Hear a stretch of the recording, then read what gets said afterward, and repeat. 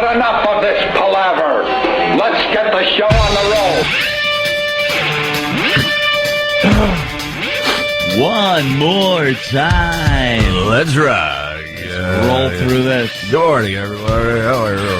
For another day of the Opie and Anthony program. Good morning. One of the guys from Letterman gave me the heads up and said, you got to watch a YouTube video of Joaquin Phoenix on Letterman last night. And it's about 11 minutes. It's on YouTube.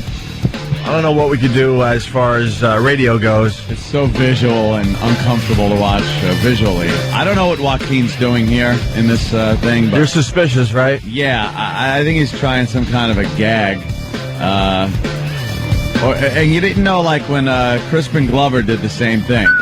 When he came on, it was acting like a kook. Right. But you're like, is he really kooky, or is he just doing this? But Joaquin comes on, and he's got this giant beard now. Just a giant, homeless guy beard. Slicked back, greasy, long hair. Sunglasses, and just doesn't answer anything. And when he does, it's in this kind of Irish brogue. Well, he was given one-word answers. He was chewing gum. Yeah. And there's a suspicion there that maybe he's doing it on purpose. Maybe he's doing a little something. So some drugs or something. I don't know. So what? I guess it's something you're gonna want to check out for yourself today. We might not be able to do it justice. It was just very weird. At times, Letterman getting really, really agitated. Oh. He was mad that we'll get to that in a second. He was mad that Joaquin was chewing gum. So Joaquin goes, all right, we'll chew gum. Takes the gum out and pops it under Letterman's desk. Yeah. So. Oh, is he trying hard to be the? I don't know. I'm a dangerous, unpredictable actor. No, he was trying to have people think that maybe he was on heroin or something. Trying to be intriguing. Not even that. He was barely trying to do anything. He was just sitting there making everyone uncomfortable. That's the whole thing. I think he's trying so hard to do that. Sorry. So distracted. They showed the van run over Hamburger Man. Who's Hamburger Man? That's the guy that got hit by a car here in New York. And then another car or van ran him over and dragged him 17 miles through Queens and Brooklyn. And there he goes. That's actual video of him? That's the beginning of his 17-mile journey. Is he okay? Put it this way. The police cannot identify who he is. Wait, that one video they showed, was that his foot? Oh, it was his shoe flying off or something. Okay. But he was there. He got hit by a car, got thrown into the other lane, and then a couple of people pulled over. One guy stopped and was looking, and then a van came and just ran him over, and you see he's there, and then the van crosses over him, and he's gone. And he was on a 17-mile journey on the bottom of that van, just leaving... blood marks. Commissioner Kelly said they're looking for body parts along the route that they took, try to identify, maybe find a thumb. Ugh. There's supposedly there's blood streaks all the way too. Him down like a pencil eraser. 17 to 20 miles, Queens and Brooklyn. Where did he end up? In Queens, right? I think Brooklyn. He ended up in Coney Island. Brighton Beach. I'm sorry. In Brighton Beach. That's nice, huh? Did the guy know that was dragging him? No. Had no clue? No. Come on. How do you not know? Some people were like pointing and saying, hey, you got something under your van. It's in broad daylight. Right. And he just kept going. And then when he finally stopped, somebody said, hey, there's something under your van. And he looked, and that's when he saw what was left of this former person. Something tells me it wasn't a 20-mile horror ride. It was probably like a friggin' 20 feet horror ride, and then the rest was just kind of, I don't think the guy was like 20 miles going, hey, could you stop? Hey, I'm down here. Hello. Was the guy killed on impact, or they don't know? They don't know if he was killed on impact. Well, apparently. Oh, Danny? Apparently he was hit by two separate vehicles. Yeah. And so he was hit by the first car, and no one's quite sure if he was still alive. And then the second car is the one that actually hooked him and dragged him. Yeah, we said all that already. Yeah. Oh, I'm sorry. We did all that already. He got he got hit by the first vehicle, and he was kind of crossing the street. Right. And then did that squirrel move where he decided, I'm going to go back the other way. And because he made it across, I guess, the first time, he didn't look when he turned around, and there was a car there, and whammo, he got slammed. And he was laying pretty lifeless on the road, so who knows, but he might have been knocked out. Then when the van scooped him up, that was it. It's over, Johnny. He was on, like, highways, dude. It wasn't side streets. This guy was on, like, what? He was on the Van Wyck. This wasn't a little side street. He was on the Belt Parkway. Yeah, I know. At Grand Central Parkway, and they're saying there's just blood streaks on all those highways now. Yeah. Or were yesterday. It's hard to hose down. How do you not know you're dragging a guy? Yeah. Come on. Well, he jumped out. And you got people pointing at you going, hello. Yeah. And your car's got to, or the van's got to feel a little weird. Surveillance video shows the guy in the van after he had run the guy over, because it was two different cars. It was the one car hit. The van sensed that he had done something, and he jumped out and looked around, but he did not notice that so he knew he thought it was a pothole. He said, but he didn't realize what he had just hit. A pothole. Sometimes you drag a cardboard box or something. You go, it'll pop loose eventually. Oh. And you know that Belt Parkway is just full of potholes and stuff. Oh my God. So imagine like his head going into a pothole and then just kind of busting off some body parts. Oh, wow. And they got video, sort of? Yeah. They got video of the first part, obviously, because No, they got video of the second part, too, of the guy getting ran over. No, I know all that, but I saw...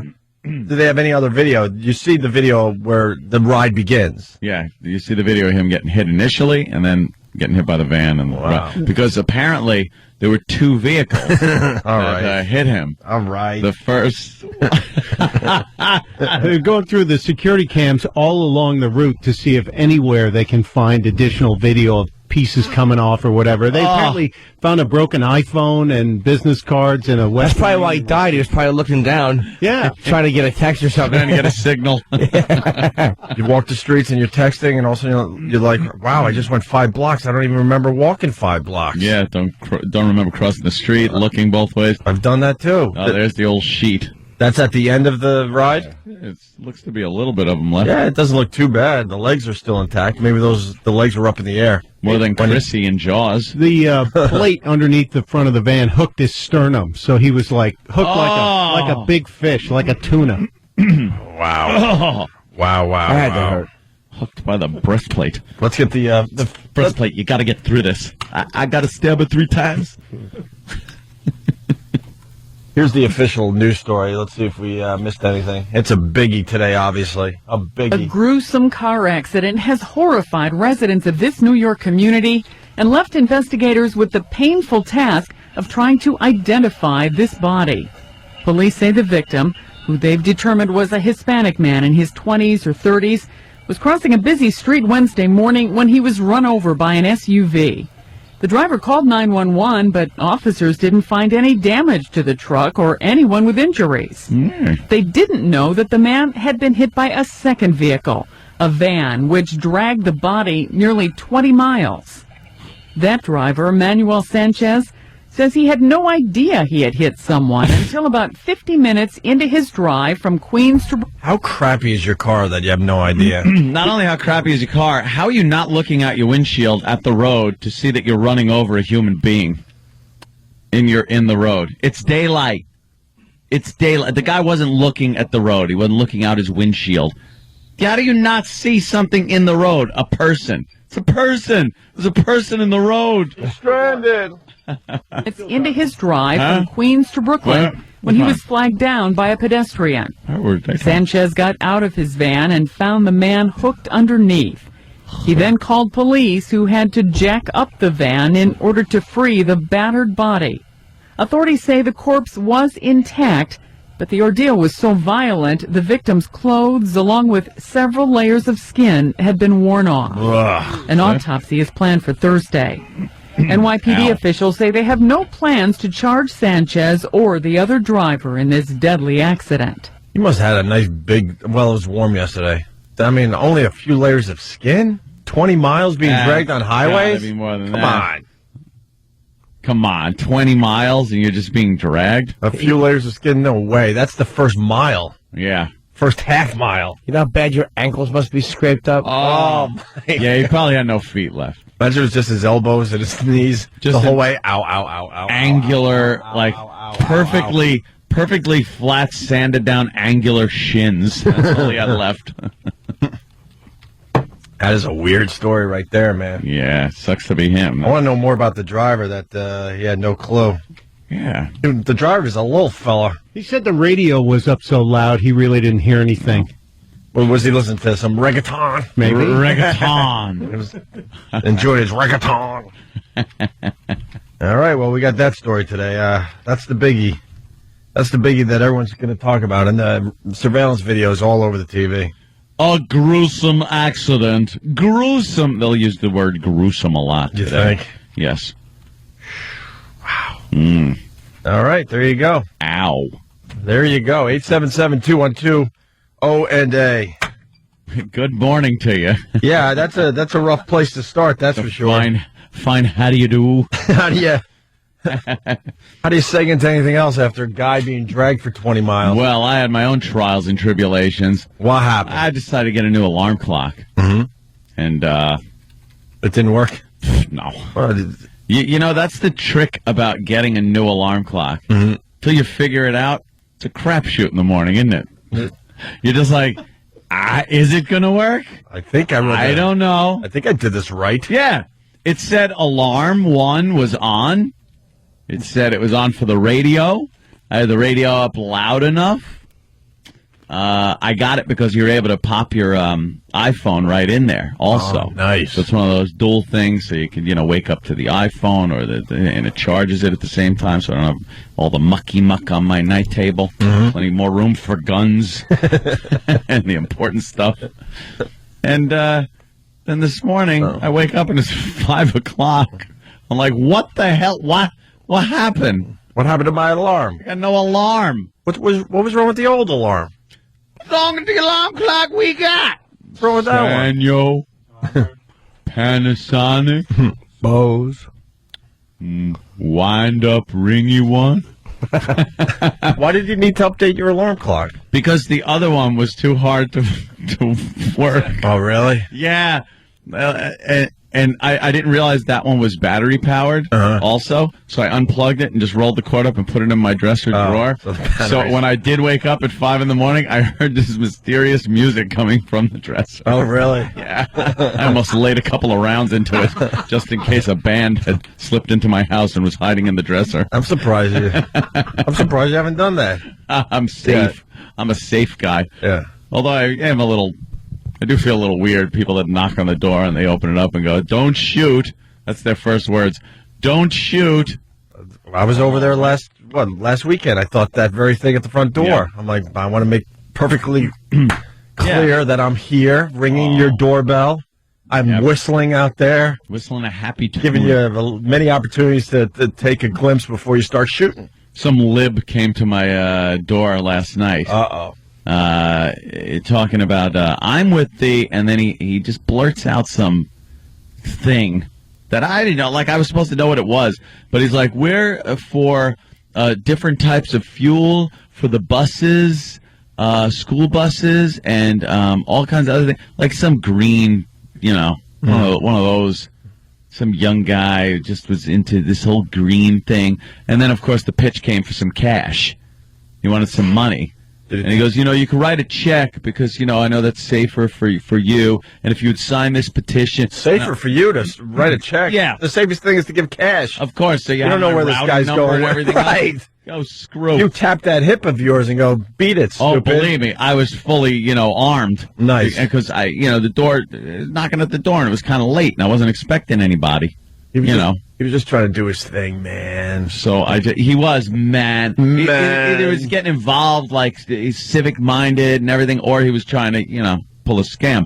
But I'm 16 and I'm going to try to help the world. I'm going to save the world. And he had this where he was just rattling it off. He had a big clipboard with papers and petitions, and he hands it to me. He goes, if you could just sign this, and also, we appreciate a donation, anything you can give to the cause. So I look at it. And I'm looking, and I go, I don't give any money to anything I really don't know what it is, and I have no idea what this is.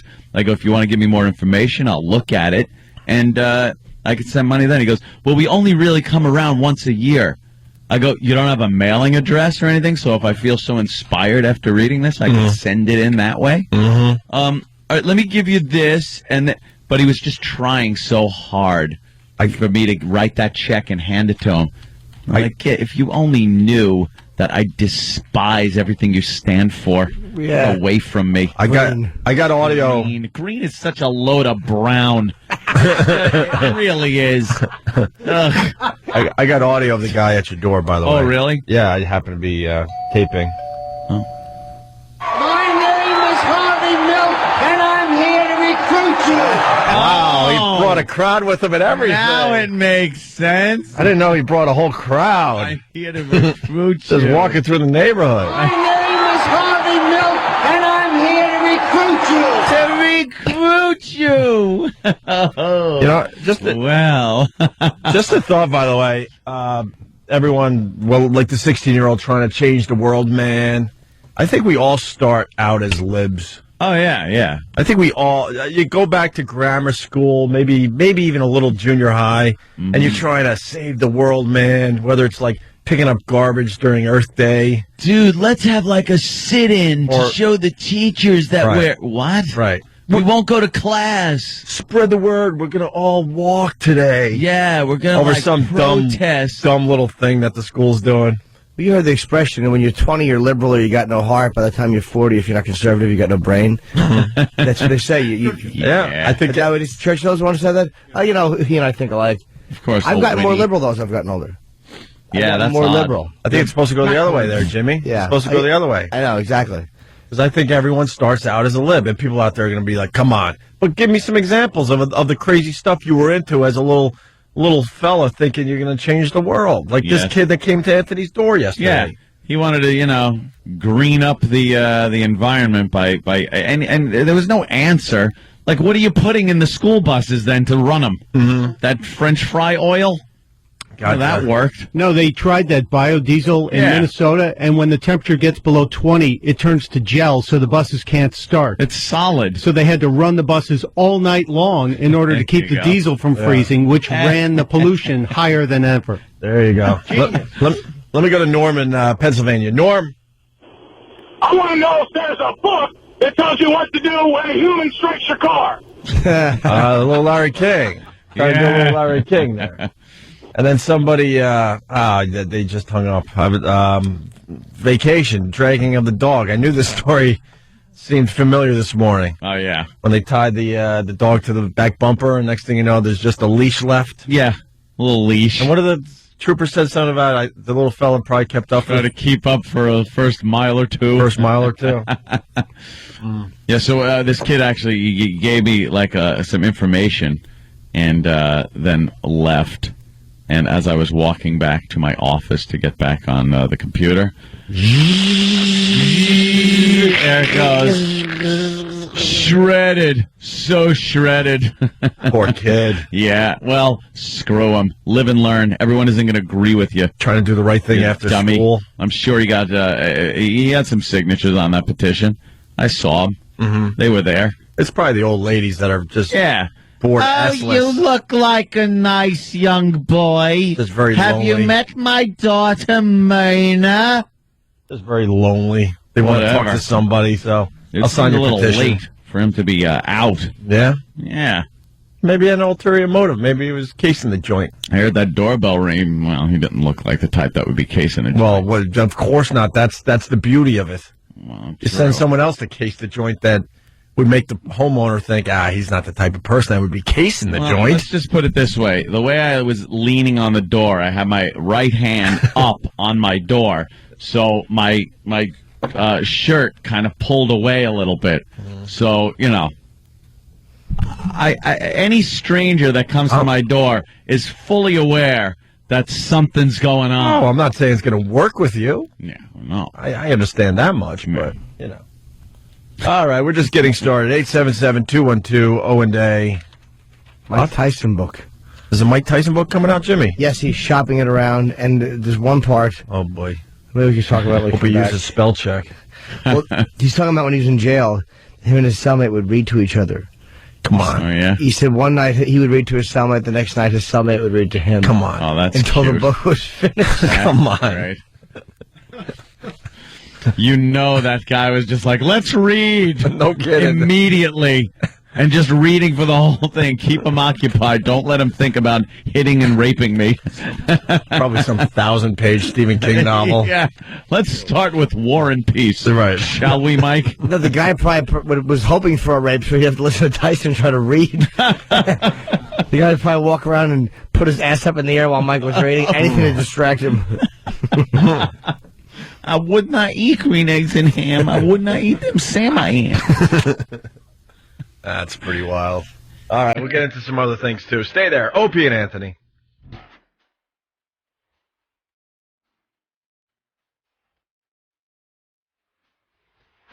Hey, good morning to everybody. Opie and Anthony. My neck is killing me. Man. I guess I slept for once. Did you sleep funny? Did you sleep on it funny? I do believe, yes. Yeah, that's what they say. I woke up around 10:30. I went to bed early last night, and my girl's in the bedroom going, "What's wrong?" I'm like, "What are you talking about? Why are you waking me up?" She goes, "You were screaming." What? I don't know. I can only imagine what you were yelling out. Who knows? She goes, "You were screaming. So you all right?" I'm like, "Yeah, I was sleeping. I had no recollection that I was screaming." Were you leaning over a typewriter? And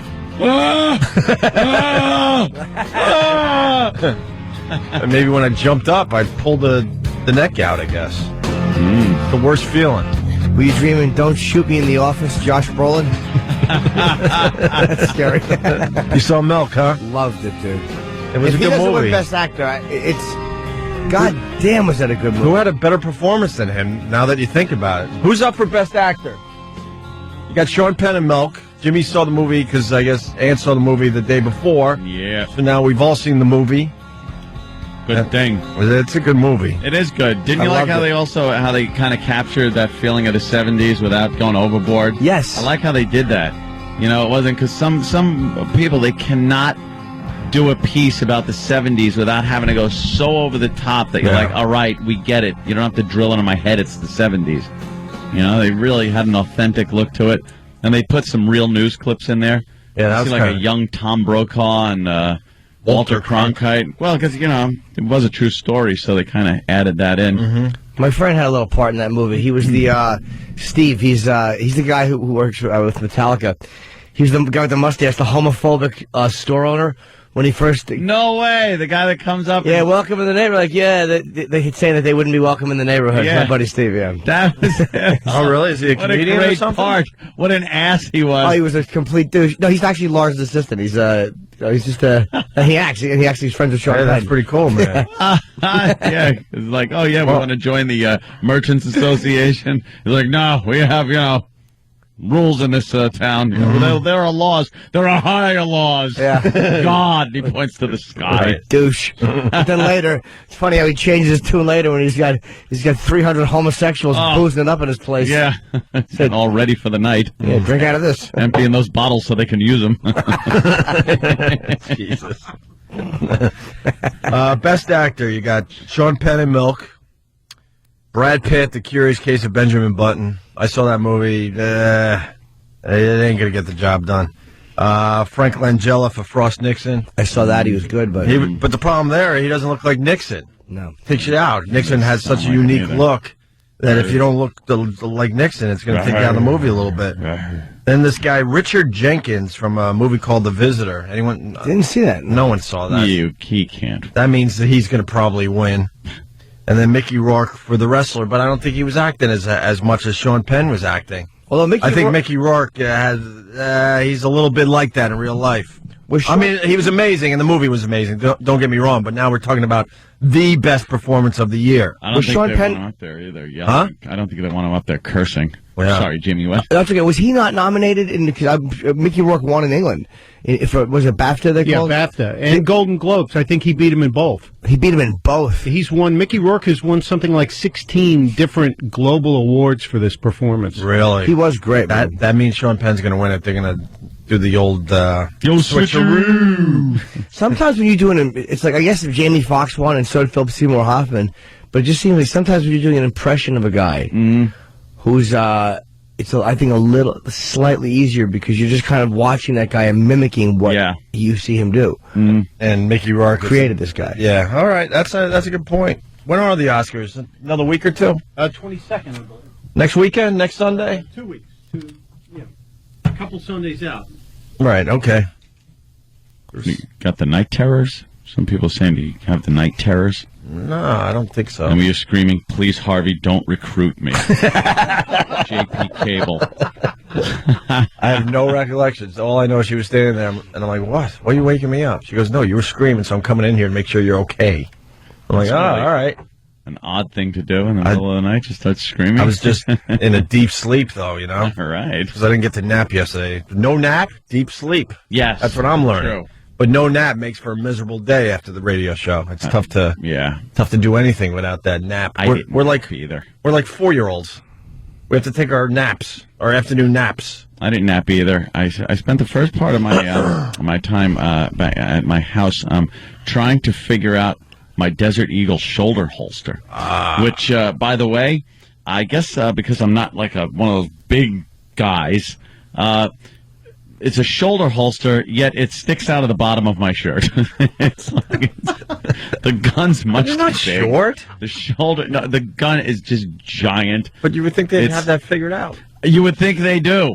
I'm adjusting straps. I'm trying to do everything to tuck it up under my arm, and it's just, the thing weighs a ton. So, I don't know. Might have to forego that and just go to the range with it in a Do you really need a a case. holster for that thing? Hey. Doesn't it look cooler to have it in like a briefcase? Are you kidding? The coolest thing is just pulling this thing aside and pulling that gun out and just start rattling off some rounds at some targets at the range. It's fantastic.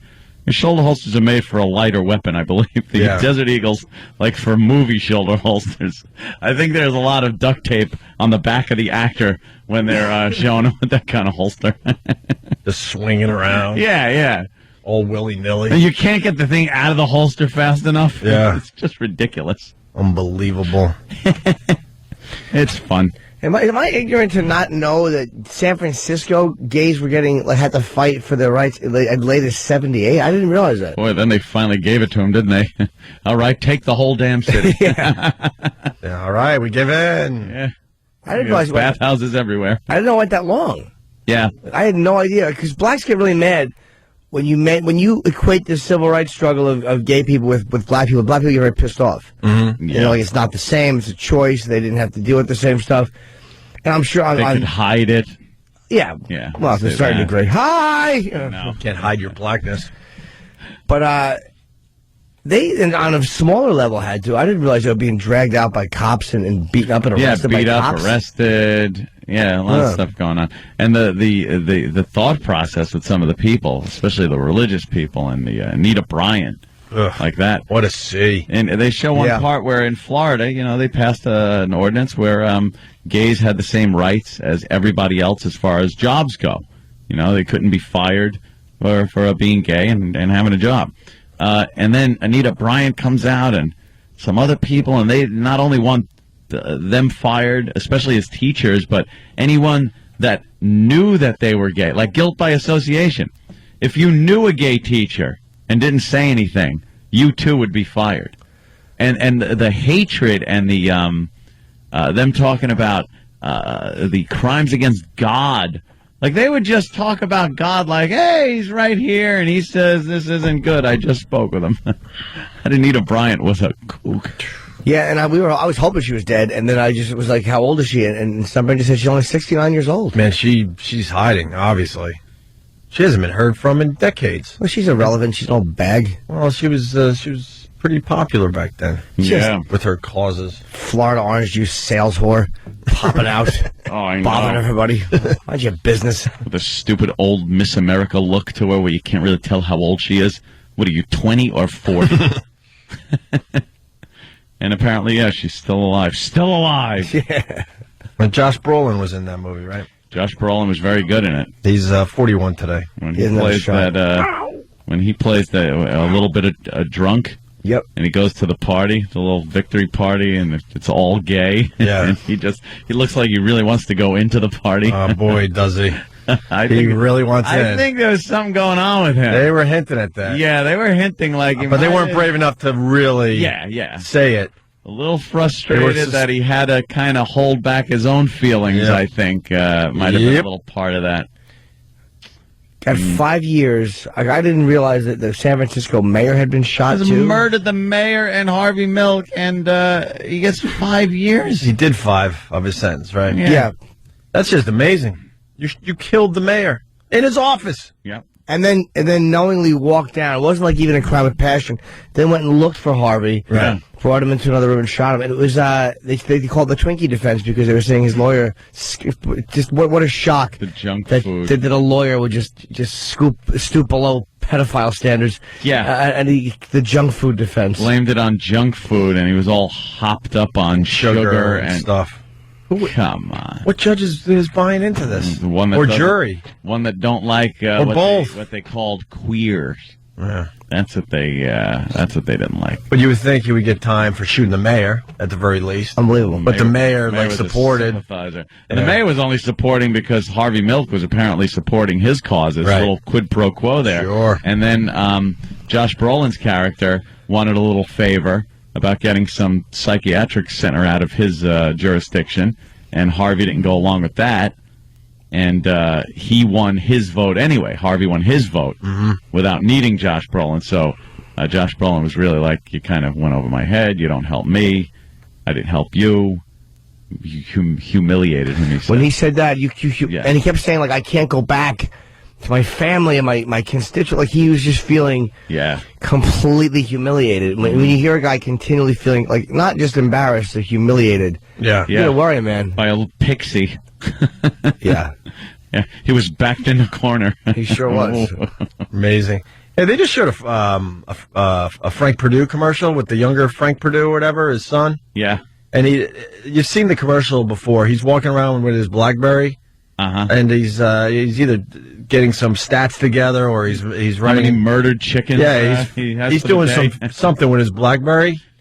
The Purdue company, they do realize that commercial is way out of touch. The BlackBerry he's using, just a dumb observation, has a short little antenna on it, and it's a BlackBerry that was out maybe 5 years ago. And they just showed the commercial again on TV. You know what? They got to appeal to people that have no clue what that is. So they got to look at something that's years old, so the old people go, is that one of those phones? Yeah, there it is. That's the one they're using. Is that a portable phone? Yeah, it was like one of the first real BlackBerries that started rocking, and it was in that commercial just now. You should be able to walk up to old people, show them a cell phone. If they don't know what it is, hit them with that thing from No Country for Old Men. Oh, my God. Just bolt to their head and then drag them 20 miles. I ask you this. Is that going to happen to us someday?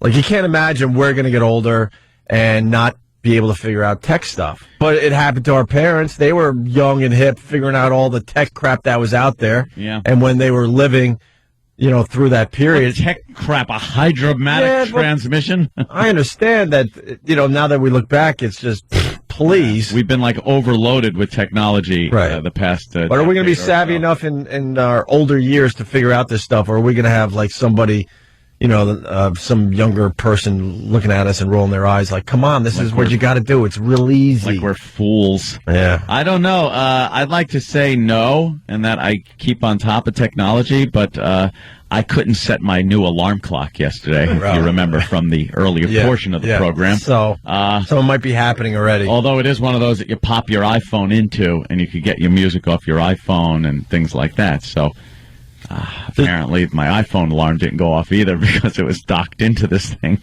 There's an alarm clock. It goes off, and then it just jumps off your nightstand. And it rolls around the room. And it rolls around, but it rolls away from you. The whole thing is it just is set in such a way that it just keeps rolling away from the bed. Yeah. And now you got to chase this damn thing, and you got to get out of bed. There'd be holes. There'd be holes in my floor. Right. There would be holes in my floor. Because most people just hit the thing, and maybe you hit the snooze, maybe not. But in this case, this thing jumps and starts rolling away from you, so you got to go find it. That's a problem. I have a Bose alarm clock. Though. Oh, the Bose is the best. The Bose rules. It's horrendous. Those are very expensive, the Bose. Yeah, and you curse it every time. I keep mine across the room, and I have to get up and hit a remote. Really? It goes to concert volume. You cannot, if you sleep through that. Set for 558. I set it for 518, and I get out of bed at 5:30. Aw.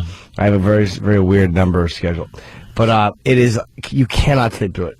You can't unless you set it wrong. I've set it wrong, and I've hit snooze too quick and then forgotten to reset it, but it's impossible. If you sleep through that, Quincy better come and get you. There's a problem with him. I just set the BlackBerry. Don't have to worry about electricity, nothing. Well, that's what I usually do with the iPhone, but I popped it into this newfangled machine, Opie. This newfangled machine, and then it wouldn't go off. Gotcha. All right, we're going to take a break. Mike goes, map, map, map, map. You know, we were talking birthdays. Well, Josh Brolin, 41. Ray Manzarek of The Doors. The big 7-0 today. Yeah. Wow. What was he, the kid? Was he the kid of the group? He was the keyboardist, and I don't know, how old would Morrison be if he was alive? Oh, you can't even imagine him old. Him shuffling out onto some Super Bowl. No, into some Super Bowl like halftime show thing where they drag out, and now the classic people from the 70s, like, you know, doing one of those things. Right. Jimi Hendrix, Janis Joplin, and they just drag them all out to wave, all fat and old. And Morrison's still trying to look like a sex symbol as a 70-year-old. The hair's still long, but it's missing. Yeah, the whole middle is gone. And it's gray on the side. He's got a skullet, a gray skullet, and leather pants on his fat ass. Just trying to keep the dream alive. As they do a medley of all of their songs with everyone else playing along. Yeah, there's something to be said. Nah, Springsteen pulled it off at 60. He did fine, man. Yeah, different animal there, I think. Yeah. He took care of himself is what you're getting at. And he doesn't need to have... He had the working man look. He never had like a rocker look. Right. You know, so if he did gain weight, which he did, he's heavier than he was. He's not fat by any means, but, you know, you still look and go, oh, that's Bruce. Yeah, Morrison would have been pushing 66. So I guess Ray Manzarek was one of the older ones in the band. Ah. All right. As we go to break, it's worth playing again. The Christian Bale versus David after the dentist. This little mashup thing. Saw him on, what was that on when I woke up? Access Hollywood or one of those shows. They're playing this? like, and the adorable little boy coming home from the dentist. So they're playing that. Is the sensation of the internet. TV is behind. What are they doing? They really are. They're finally hitting on that. That video's been out close to a week now. Some intern probably gave it to one of the guys like weeks ago, and they were like, oh, what is this? I don't know. What, off YouTube? We don't acknowledge YouTube. The intern Even though it's taking over the world, we don't acknowledge that. Whispering dick under his breath. Right. You old ass. You pompous old ass. All right, we'll play this for everybody. Christian Bale versus David after the dentist. I feel Da-da-da-da like this in the background. What the fuck is it with you? Is this real life? No, shut the fuck up, all right? Okay, now. No! Okay, now. No! I have 2 fingers. Oh, good for you. 4 fingers. You're unfucking believable. I'm fucking serious. You're a nice guy. You're a nice guy, but I don't fucking cut it when you're bullshitting and fucking around like this on set. What don't you fucking understand? Give me a fucking answer. I can't see anything. I'm gonna fucking kick your fucking ass. You know, shut up for a second, all right? What the fuck are you doing? Fuck's sake, man, you're amateur. I don't feel tired. Seriously, man, you and me, we're fucking done professionally. Oh, yeah. Opie and Anthony.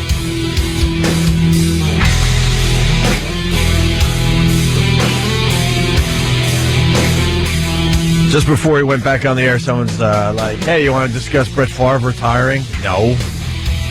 Nah, he didn't cry. He phoned it in, literally. He literally phoned in his retirement. You're right. The first one was classic, where he was sniffling snot running down his face, crying. Just put him on that list of great athletes that finished their career playing in a uniform that looked very strange. Yeah. He's just one of those guys now.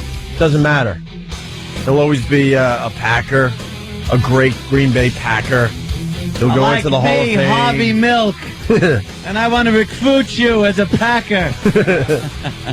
He'll go into the Hall of Fame as a Packer, and they'll barely remember that he was a Jet. That's how it happens. Yeah. I'm a huge basketball fan, Knicks fan. Walt Frazier played for the Cleveland Cavaliers. Did you know that? Of course you did. I did not know that. And he looked very silly in the uniform. Extremely silly. I bet you he goes in as a Jet. Imagine. How great would that be if he just didn't mention the Packers at all and he went in as a Jet? Just explains how great it was to be a Jet.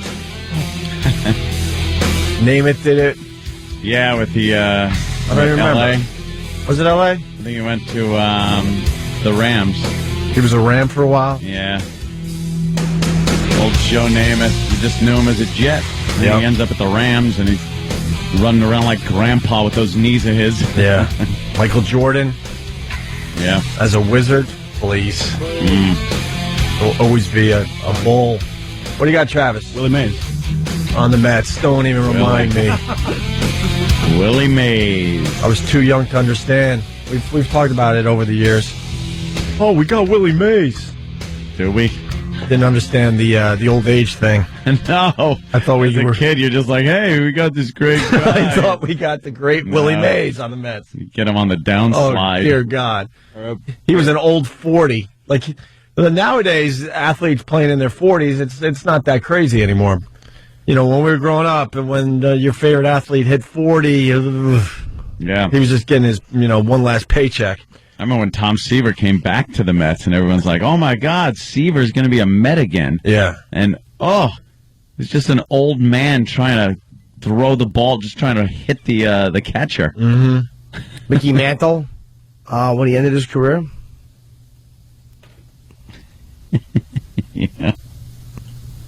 Yeah. What? What? I have no idea. Not in the Yankee uniform. No? Florida Marlins. You are a douche. It's very uncomfortable to wait for it, but it was definitely worth it. Definitely worth it. Didn't Babe Ruth retire as a Brave? Yeah. Babe Ruth just had a horrendous See, who knows ending. that? They all have horrendous endings. We were talking about this last week. Batter up. He just a Brave with a hole in his neck. Yeah. And They used his larynx to do the tomahawk chop with. He had like saggy skin in his uniform. I remember seeing the picture going, oh Yeah. my I think he only played, God. as opposed to the great shape he was in with the Yankees. Yeah. We'd fast motion film run around the Oh, bases. I understand that, but all that fatness started to sag on him, and he looked horrendous. I mean, baseball should have taken care of that guy at the end and said, look, you know what? You don't have to do this. We have a little money saved. You did well by us, so we'll make sure your retirement's okay. And there's the video of the guy being dragged again. It's so just It's creepy to see the van just going out of frame with the guy and there's his shoe. sticking out of the back bumper. If you're just tuning in, you'll read about it later on this morning. A guy was dragged for close to 20 miles on all the highways We have to make around the New York area. We have to figure out how to make hit and run proof shoes. Oh, because they fly off? They just fly off your shoes, no matter how tight you seem to tie them. Why are they so hard to get on when they're already tied? Right. If they can pop off like that, why can't you just pop them on? I was reading about D.W. Griffith last night. Oh, yeah? A Birth of a Nation. Yes, one of my favorite movies. And I had no idea his life ended horrifically. Did it? His life ended with him just wandering around Hollywood, Yeah. like trying to talk to whoever would give him, the time of day, and he would try to tell him how great he was. Was he being chastised by the community? Oh yeah, they took his Lifetime Achievement Award away. Yeah? In 98 or 99. In 98. Something like that. Oh, Why? stop it, you political correct douches. As time went by, they decided that movie was not a good thing. Oh, of course. But for the times, For the time it was what it was. It was. But they took away his award and chastised him. And by the end of his life, he was just wandering around Hollywood, trying to tell people that he was somebody. Just erase the past like it never happened, and just go along your merry way, criticizing stuff, no matter what the context. Well, they didn't like the content of his movie, obviously, as the years went on. But you still allow him his Lifetime Achievement Award because he was very influential as far as movies go. Absolutely. He was the first one to use all sorts of different shots and things like that. Well, wasn't it that the award was named after him, and then they renamed the award? The DGA award used to be the D.W. Griffith Award. Yeah. And then in '99, some head of the DGA decided that, we couldn't do that, so we're just going to change the name. It's now just going to be that's all they did? The DGA Lifetime Achievement Award. Okay. But didn't they take his Lifetime Achievement Award away? I don't think so. I'm not sure. I got to look it up. Maybe I read that. It's just wrong then. Still, it's ridiculous. The guy, the movie he made, of course, Birth of a Nation, kind of glorified the Klan, I guess you can say, and showed the Klan like saving white women from evil black men and things like that. But there was an ideology back then, and that film kind of reflected it. And, good, bad, or indifferent, that's what it was. You know what his defense was, too? Hey, I hired some black actors. Yeah, hey. And then in this book I'm reading, they're like, well, not really. There might have been a couple, but most of them were in blackface. Just white guys in blackface? Oh, white actors in blackface. Yeah. Oops. Yeah. Oopsie. But I'm reading this book. I think it's called Heroin and Genius. It's one of my bathroom books because it's all these people, A to Z, that were very famous, very creative, and pretty much how they died. And I haven't found one with a person, like I was saying, I think last week, where he died at his summer home with a perfect breeze coming in the window, and it's 80 degrees out, no humidity, not a cloud in the sky. Everyone dying a horrific death down on their luck. Every single one of them. You love those morbid books and morbid stories. Well, it's interesting, Yeah. Look at that. That's a movie poster. I had no idea. I've never seen A Birth of a Nation. Oh, it's fantastic. I have. It lacked the laughs I was hoping for. That's in my in the hat as being one of the first movies I play in my theater. You should get one of those posters, though. Original? I certainly should. You know how much an original poster for those things? Oh, probably my God. $20, $30. I have to ask a question. Yeah, sure. I look at the monitor over here, and Danny's very good with popping things up as we go on the monitor. But for the past few days, there has been a page that has been up constantly. Oh, the clam thing? And it is sometimes that's been there for months. Clam thing. And occasionally I see it. What is that? That's been up there for a long time, man. It made me laugh the other day because Demolition Man happened to be on as I had found this picture. And basically what it is, if you've seen Demolition Man, there's this whole inside joke in the movie about what to do with the 3 seashells. And it has something to do with the bathroom, and no one knows. And the running gag throughout the movie is how do you use the 3 seashells? Well, this is a little comic strip that kind of explains how to use the 3 seashells. And it's a little more obvious than I guess you'd imagine it to be. So. Yeah, it's sort of used for hygiene after you have a movement. Well, it says step 1. I think we can read through some of this. Step 1, take 2 of the seashells and place them between your fingers to be used like chopsticks. Yeah, or castanets almost. Step 2, using the 2 seashells, gently pull on blank to remove them from your blank until bowels have been completely emptied. Yeah, you got to kind of use it and pull it out like a tool. like a dog that ate a vein. Yeah. And then the 3rd seashell. It's like pulling a Snickers bar out of the mouth of someone who doesn't want to give it up. Right, with a seashell. Using the 3rd seashell, scrape away any blank remnants from your blank. And then, of course, you dispose of all 3 seashells in the toilet and flush. See, what's the big mystery? Yeah, but the seashells would clog up your drain, no? Your pipes or whatever? I just always saw that future. They have popping up in between everything else you popped up. I'm like, what is that? It looked like, first I thought it was some kind of tampon instructions. Mm-hmm. And then I saw that it was a shell or a castanet. I didn't mean to distract anybody. Or it looked like one of those one of those speculums that they use during gynecological exams. I've just always been a fan of like fake instructional. Yes. Like I think my favorite one of all time is the phony airplane instructions from Fight Club. Oh yeah, where it just that shows was everybody great. freaking out and panicking. Yeah, there's fire everywhere. That is awesome. That's my favorite. That whole movie is amazing. Let's say hi to Mike in Chicago. Mike. Hey, fellas, what's going on? Hey. Hey, Opie, if you had flipped the placemat over, you would have realized he kept his Lifetime Achievement Award. He was there longer. Yeah. A lot of placemat jokes coming in. All right, so we go from a birth of a nation to Black History Month. We're celebrating. Yes, we are. To celebrate Black History Month, the Opie and Anthony Show is recognizing those historic African Americans without whom this country would not be the melting pot it is today. Today we honor film and television star Tim Russ. Russ first honed his craft on television with such memorable characters as Security Guard Number 1 on Amazing Stories and Officer Number 2 on The New Twilight Zone. However, Tim is most remembered for his portrayal of Trooper in the Mel Brooks film Spaceballs. Found anything yet? We ain't found. We beg to differ, Tim. Sounds like you found your place in history and in our hearts. Stay tuned for more icons of Black history on the Opie and Anthony Show.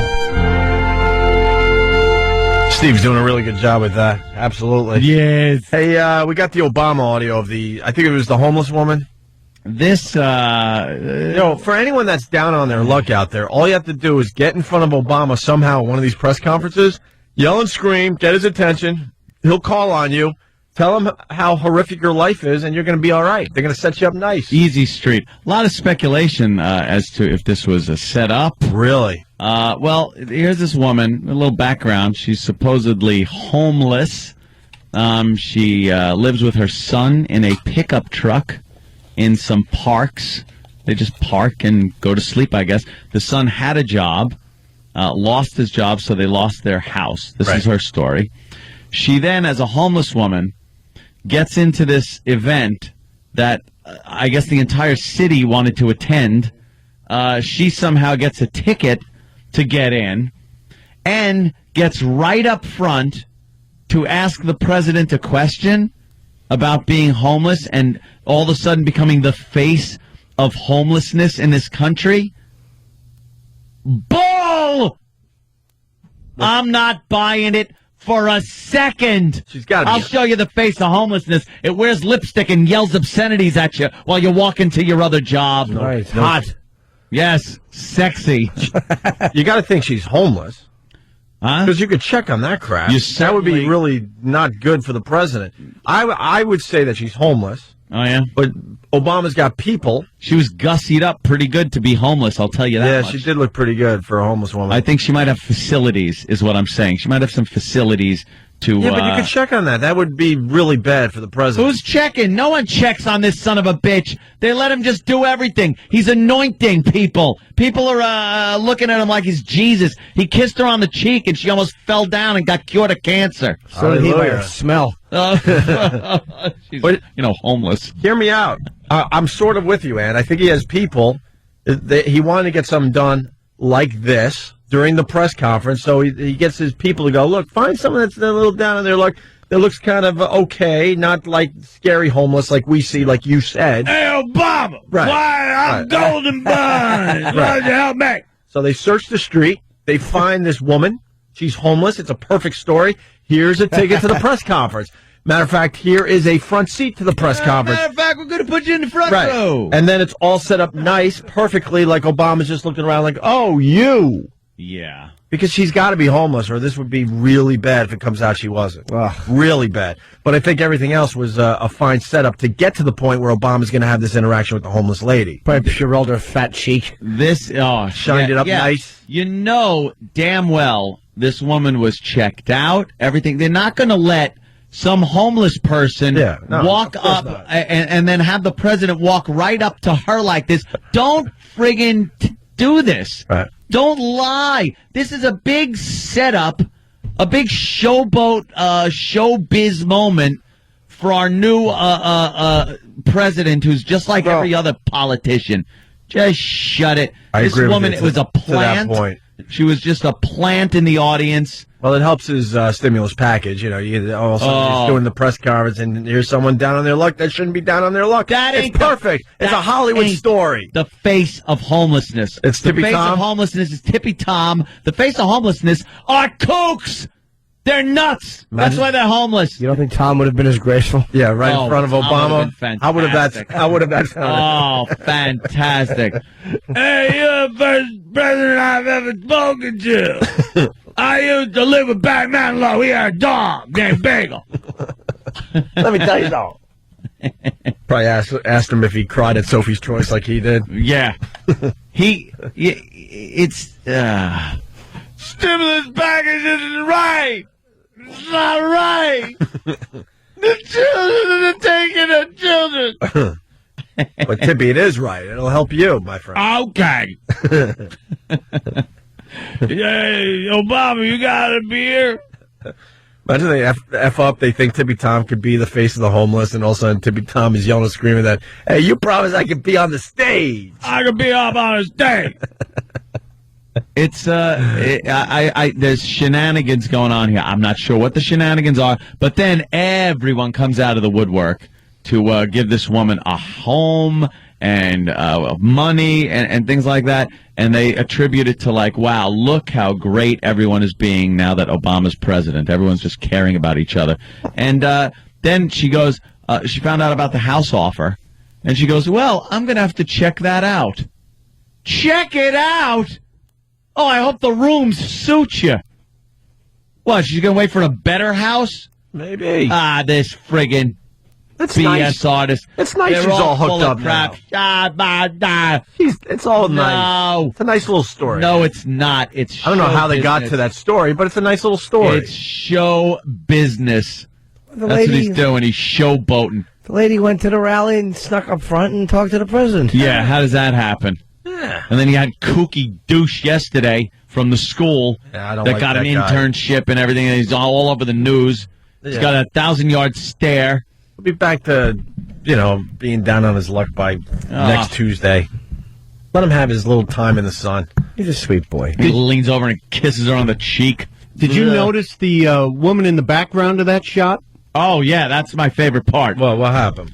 There's a white woman in the background, some older white woman, and right after Obama kisses this homeless woman on the cheek and then leans back, you get a good view of this white woman. She's looking at Obama like he's Jesus, and she mouths out the words, I love you, Obama, and then puts her hands up to her mouth and blows them like kisses. She is so taken with this man and this show business phony moment. He's the president. Yeah, he's the president. What? Who He's cares? young. What about other presidents? You didn't see women fawning over LBJ. Because he was old. They loved Clinton. Whatever. They loved Clinton because he was young. They loved JFK because he was young. It's what the women do. They go after the young presidents. Oh, like Clinton. Huh? The LBJ without the L. If Hillary Clinton was the president, there'd be guys out there wanting to have sex with her. Might have to It's throw just her a a thing. presidential one, even though she's a slob. Absolutely. Put those Just to have the president. Wow. kickbox her calves up by the ceiling. Oh, my God, that white woman is just losing her mind. she is wow, in that's the a little, presence that's of a the little creepy. Lord. She looks like Kathy Bates in Misery. Yeah. I'm your biggest, I'm your number one fan. Right next to you, Obama. We can't find Obama. What the hell? You were supposed to watch In him. that woman's house being hobbled. Right. Where's the president? I thought you were. No, I wasn't. I went for coffee. Where is he? That woman is just captivated. And he's got to go right over and give her a kiss on that big fat cheek. If you're so homeless, how are you fat? How are homeless people fat? She's fat. All right, she's Look at fat. her. There's the big kiss. Maybe she's got a edema or something. What? Now look at the woman. Look at the white woman. Look at her. Look at her. Look at her. My God. Watch this. Look. You missed the "I love you, Obama" moment, though. I think that must have been a different But camera she's angle. losing her mind. She wants to kidnap the president. What the hell is going on with this presidency? Look, like there him. she is. Look, Yeah, look. people like him. It's nice. She is staring at him. We haven't had a president that people look at like this. I guess JFK was probably the last It's one. not healthy. Yeah. But I mean, You that's don't look at a president like this. a young kind of like rock star. The thing Kennedy had that. I mean, we just haven't had it. Gerald Ford obviously was probably close. And Jimmy Carter was obviously a real charismatic. They swooned over him. Both of them. Yeah. Hey, anyone else notice Henry Fonda in the audience too? I know we're doing a visual. But balloons. Or something else.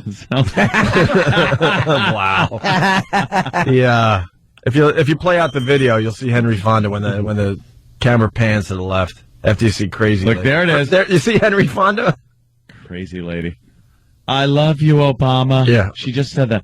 I love you, Obama. We probably made eye contact with her. Oh, we did not. No, it's She's just in his... Look at her. She is... I want to wrap her in the head. Why? She sees hope. And she doesn't see hope. Look what she's looking at. She loves her president. Hope. What do you think? She's just a size queen and has nothing to do with this? Totally. Really? Are you kidding me? She's in lust with that man. You think she wants just one part of her? Lust. It's a creepy look. She wants to be taken in the Lincoln bedroom. Look, we all got a lot of hope.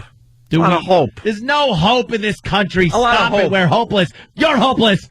We're all hopeless. There's no hope. 4 million jobs are going to be created because of the stimulus package. Oh, really? It's going to be some weird jobs, but, come on. We got to start somewhere. I heard from the tax And it's going to breaks. affect future generations. I understand all that, but you got 4 million jobs for people. I heard from the tax breaks that he's giving everybody. Yeah. It works out to something in the amount of, I think, $13. Per person? $13 a week. Yeah. $13 a week per person. That's what you're getting. There you go. That adds up after a while for some people. Does it? Yes. You want to hear this homeless lady? I would love to. I've heard it. I played the You're video very annoyed over and by over this. again. Why are you annoyed? I went to a certain site and I played it and read the comments. Why are you annoyed? Were they supportive? No. Not at all. Here's the moment with Henrietta Hughes. Henrietta Hughes. Any relation, Greg? Who knows? Who knows, huh? Yeah, you might have a little Sam in you. First, I want to say I respect you, and I'm so grateful for you. Respect. How about putting a T at the end of the word? I believe in prayer, so I appreciate that. I have an urgent Mine weren't answered. need unemployment and homelessness, a very small vehicle for my family and I to live in. What, a clown car? Urgent. And housing authority have 2 years waiting lists, and we need something more than the vehicle and the parks to go to. We need our own kitchen and our own bathroom. Please help. Obama president now. They walk up to him like Jesus Christ, like they're lepers. All right. Well, like they're lepers waiting to be healed by Jesus. You got a truck. Get a job. Well, the lady wants a nice house with a kitchen. With a kitchen. I have so much respect. What happened to the T? Put a T at the end of it. It's respect. Would it be funny? Talking to the president. If she starts saying, "I want a foyer and a third bedroom," start asking, and I want a home study, a home movie theater, and a crystal chandelier. Yes, a third bathroom to decorate. She just wants a little more in her life. No, the world needs ditch diggers too, you know. Jesus. You don't feel for these people at all? I feel nothing for this woman. Why? Not a thing. All right, she's trying to do the right thing. You know why? She's living in a car. Let me tell you a story about What's she supposed to do? Anthony Cumia circa 1980. Living in his car. All right. I lived in my car. Was I phoning up Ronnie Reagan and saying, "Oh, help me out"? I'm sorry, Anthony. Go F yourself. I wasn't getting kissed on the cheek by Ronald Reagan and having people give me a house. I had to pull myself up by my bootstrap and get myself a goddamn job. But you were still young. She's What? an older woman. Her son's young, apparently. She doesn't look like she could work a full day. Get a goddamn job. Don't that easy beg right the now. president in front of everybody in a showbiz moment. It's brilliant. Where this other woman is just filling the floor with Elmer's glue, just looking at him. Holy, she reversed menopause in that one moment. Ugh! This is all very nice. No, it's not nice. It's very nice. Fake, it's phony, and you're talking to a guy that did live in his own car. I had all my clothes in the back. I stunk! It was terrible. No president was kissing me on the cheek and people tossing me houses. I had to get out and work for this Russian named Nick at a machine shop. All right. That son of a bitch. He stopped a half hour a day so we could eat crackers and drink coffee. So what is hated Nick? What is Henrietta Hughes supposed to do? Take your pickup truck that you're living in, yeah, and instead of sleeping till noon in the park, drive around and get a job. How do you know she's sleeping till noon? Because she might be up early looking for work. Yeah, if she was up early looking for work, she'd have a job, or she wouldn't have time to go here and beg the president for my goddamn money to pay for her. She might be up early cleaning her homeless underwear in the river or something. Yeah, exactly. Suck it. I hate this woman. I hate this presidency. I like her. I think she looks like a nice lady. Yeah, she look does at not. her. I like her too. Nice. I want to hire her. Henrietta Hippo. I want to hire her to be my maid. How do I get a hold of her? Yeah? Yeah, I'd have her in my house. I want to hire her for sexual favors. Jesus, Jimmy. Look at her. She's all plump. She got that goddamn that Florida Evans neck thing going. What's this guy want? He wants to know why can people stop calling him Soupy Sales. Looks like Sully. Got They're a white walking guy. up to him like Don Corleone at the Genco Olive Oil shop. So we got something different going on. A woman, she lost her house because she had a dog. And now he's got to go talk to the landlord and have the rent lowered. They did give her a house. Of course they did. And she said, I'll have to check it out. Yeah, well. See if it's appropriate. It's $150,000 It house. should be a Frigidaire box. Jesus, I can't stand this woman. It's a phony, opportunistic moment that America is buying into. We do phony. And we do very well for ourselves. The least we could do is feel good about the miracles that Obama's doing right now. I did it by myself. She's going to have to pay taxes on it. They're going to 1099 her for $150,000. Oh, are they? And yes. You know what? She's going to get a tax rebate and not have to pay a dime of that. All right, so your pants. She's not going to be living high on the hog. What? She's going to have a roof over her head. She's going to be given. People have already started throwing money at her because she's been anointed and kissed by the Holy One. So they feel that if they get close to her, they're close to the Lord Obama. So they're coughing money up already. There's money flying into this woman because of this moment. Where's Obama going to be next? Illinois. All right, I got to go to Illinois because Jerusalem. I got to go to Illinois. I got to get in the front row and tell them about my plight. And then maybe we could get a better contract from CBS Radio. There you go. Imagine. Obama, I have respect for you, but my company that I'm working for might go bankrupt. Could you please inject a few gazillion dollars into Sirius satellite radio?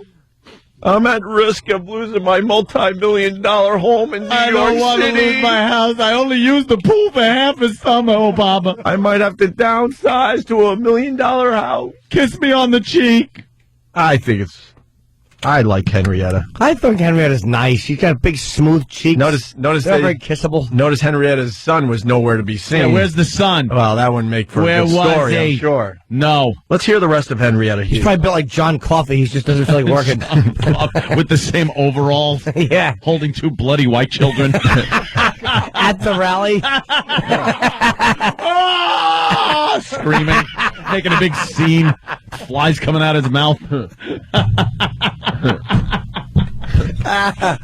Who was the mouse who came out? Mr. Jangle? Mr. Jangle. Mr. Jangle going to the mouse circus to get some water from Anthony. Let's hear the rest of this Henrietta Hughes. Henrietta Hughes, Come on. my ass. Come on, don't get mad. Let's listen in here. Our own kitchen and our own bathroom. Please help. Well, listen, what's your name? What's your name? It's Henrietta Hughes. Okay, Ms. Hughes, well, we're going to do everything we can to help you, but there are a lot of people like you. Yeah. And we're going to do everything we can. I've noticed.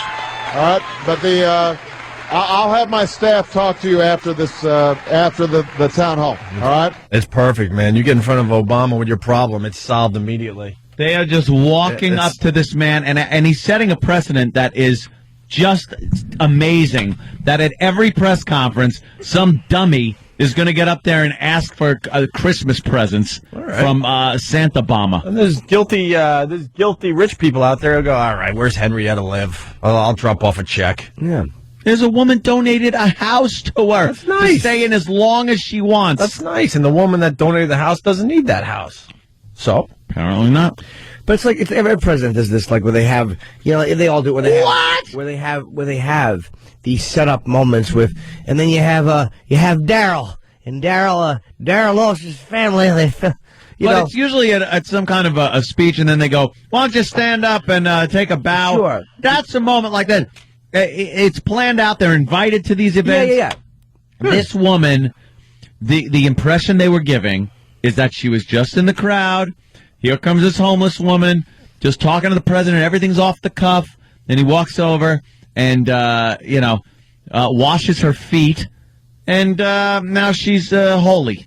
I know. I'm saying that they all use these moments to further their agenda or to make themselves more human. They all do. Where's the change? Where's the change? The only one that where's the goddamn change that he promised? Well, not necessarily in all methods, maybe in some of the results. I don't think Bush ever used that tactic. Not this one, but they all single out people, and you have Bush was and you have Helen. Bush was just a weirdo. He didn't have a human emotion in him. No, Bush was very sensitive. He would cry with soldiers' families. No, I think Bush was a softie deep down, really. It was hard to tell at times. Once, when my father threw spaghetti against the wall, I started crying. I said I had a tummy ache. I had myself a tummy ache. He would always have some stupid woman on. This is Becky or... Damn, I'm related to Henrietta Hughes. I got to send another check. Yeah. I sent checks to all relatives. Put her on the till. Damn. I don't have to see her chubby face anymore. But I'm white. Shirley Hempel needs a house. How do we have the same last name if I'm white and she's black? How did that happen? Something way back Jefferson. Huh? Most black people don't have white names. Way back in the olden days, Opie. Oh, you think maybe your family? Maybe my grandpappy was your family. Maybe grandpappy, a little white. Me, Sicilian. We've all seen true the more true romance, true stories, true stories. Exactly. True romance. Stories. Let's take a break. We're late. When we get back, none of us have seen True Stories. No, it's not a show. Of course it's not. Aunt Anthony. What's the name of that picture? True Stories with Christian Bale Slater. Henrietta got me all upset. I know. I'm your grapes. Like Caligula. And calm down. It's going to be okay. No one's taking your house and your guns. You'll be all right. We'll see. State rep wants to castrate sex offenders. Yeah, that's something. And we got a sexist Folgers commercial from the 60s. Ooh. Worth listening to today. Does she end up on a grate outside the... Oh, man. Hey, just a reminder, we got Duff McKagan stopping by to say hi. We had a real good time with him last time he was by the radio show. Yar. That'll happen in about 15, 20 minutes. I was just talking to Travis. Yeah, Bud's Seelig. He might punish A-Rod for the steroid thing. Also says he might change record books to reflect steroids, and he's thinking of reinstating Hammer and Hank Aaron as the home run king. Wow. This ain't happening. Never. He said it's something he won't, say no to right now. Won't rule he won't out. rule it out. That's really. He's just getting a headline. That ain't happening. You had these monsters hitting monstrous home runs off pitchers that were doing steroids. Yeah. People forget that part of the whole equation. Yeah. Yeah, the guys were hitting crazy home runs and they were monsters, but the players pitching to them were monsters too. Or some of them, a lot of them. And Barry Bonds has never been proven to do steroids, Yeah, whatever. I'm just saying. Everybody, Seelig hates him, but you can't change the record. No. Not a big fan of Mr. Bonds, he refused to I anything. He's got the record. What are you going to do? And he can't punish A-Rod either. I mean, if there were a couple players that were on the steroids, then maybe. But it was pretty much rampant. Yeah. It was the steroid era. We talk about this. You got to let it be. Yeah. And then you move on to the next era. They'll figure out something else to make themselves stronger and faster. Bionics. Bionics, probably, right. Secret big, bionics. Fake secret arms. Did he have his arms amputated and install robot arms? Who knows? They've always cheated in baseball, and they will continue to cheat and get away with whatever the hell they can. Right. Because their livelihood depends on it. Yep. I remember. The spitballs, remember? Pine tar, corks. Oh, it was ridiculous. They were doing everything they could. Yep. Old Joltin' Joe DiMaggio used to wave his fingers in front of the catcher's face so he'd catch a whiff of Maryland. And it was very distracting. He couldn't make the signals to the pitcher. While the catcher was vomiting, Billy Martin would steal home. And the catcher was playing at that time. Who cares? And the catcher was doing this to get the smell out of his face. And then the pitcher. And the pitcher's like, what, you're waving off the fastball? You're crazy. That. This guy's a monster. Yeah, all Joe right. DiMaggio. Breaking ball. It's amazing with that. Next thing you know, it's a 700-foot homer. Wouldn't wash his hand all night and all day until game time. People are very confused. They remember that I did live with a black girl one summer. Henrietta Hughes? Not Henrietta Hughes, though. I mean, my parents, they were churchgoers. Mm-hmm. Well, sort of churchgoers. I think they were kind of sucked into the cult because our Centerport is very, very culty when it comes to being a Catholic. Yeah. And they got sucked in, and next thing you know, we're inviting a black girl from the city to live with us for the summer. Like the Fresh Air Fund? Yeah, we had one of those. I don't know if it was like full-time. I don't remember. I was too young. Where they used to bus inner-city kids? Yeah. I just remember going... to the suburbs. I just remember going to Robert Moses, and she was the only one that didn't need suntan lotion. I remember that as a kid. I was asking questions, and I didn't really get a good answer on that one. That's adorable. Yeah. Look at you learning about different cultures when you were younger like that. It makes you very tolerant these days. Well, then when my... we had a big house, and everyone moved out of the house, and to pay the bills, they started bringing in people to live in our rooms, which was always weird. I have fond memories of my bedroom, and then fast forward a decade or two, and there's a guy, smoking crack using our cereal spoons. That's a true story, by the way. My mom's like, God, all the spoons, they got this burn mark right in the middle. Yeah, gee, I wonder what that is. I'm like, you're not that stupid, are you? Who's the dummy that's smoking crack in my old room? Or heroin, cooking up or whatever, heroin. right? Sure. They had something going on. God. But they took in a black woman, and I tell the story. My grandma didn't know any better; she was just old school. And my mom came home, and my grandma, who was about 80 at the time, she goes, "Dottie, the colored girl needs to see you." Oh, jeez. And my mom's like, her name is, and whatever her name was at the time. But my grandma didn't know. She was just trying to tell my mom that. That's how they talked back then. Tell my mom that. It was a different time. They needed to talk. State rep wants to castrate sex offenders. Does he? This is a good little story, huh? Huh? Sounds sexy to start with. Give you that much.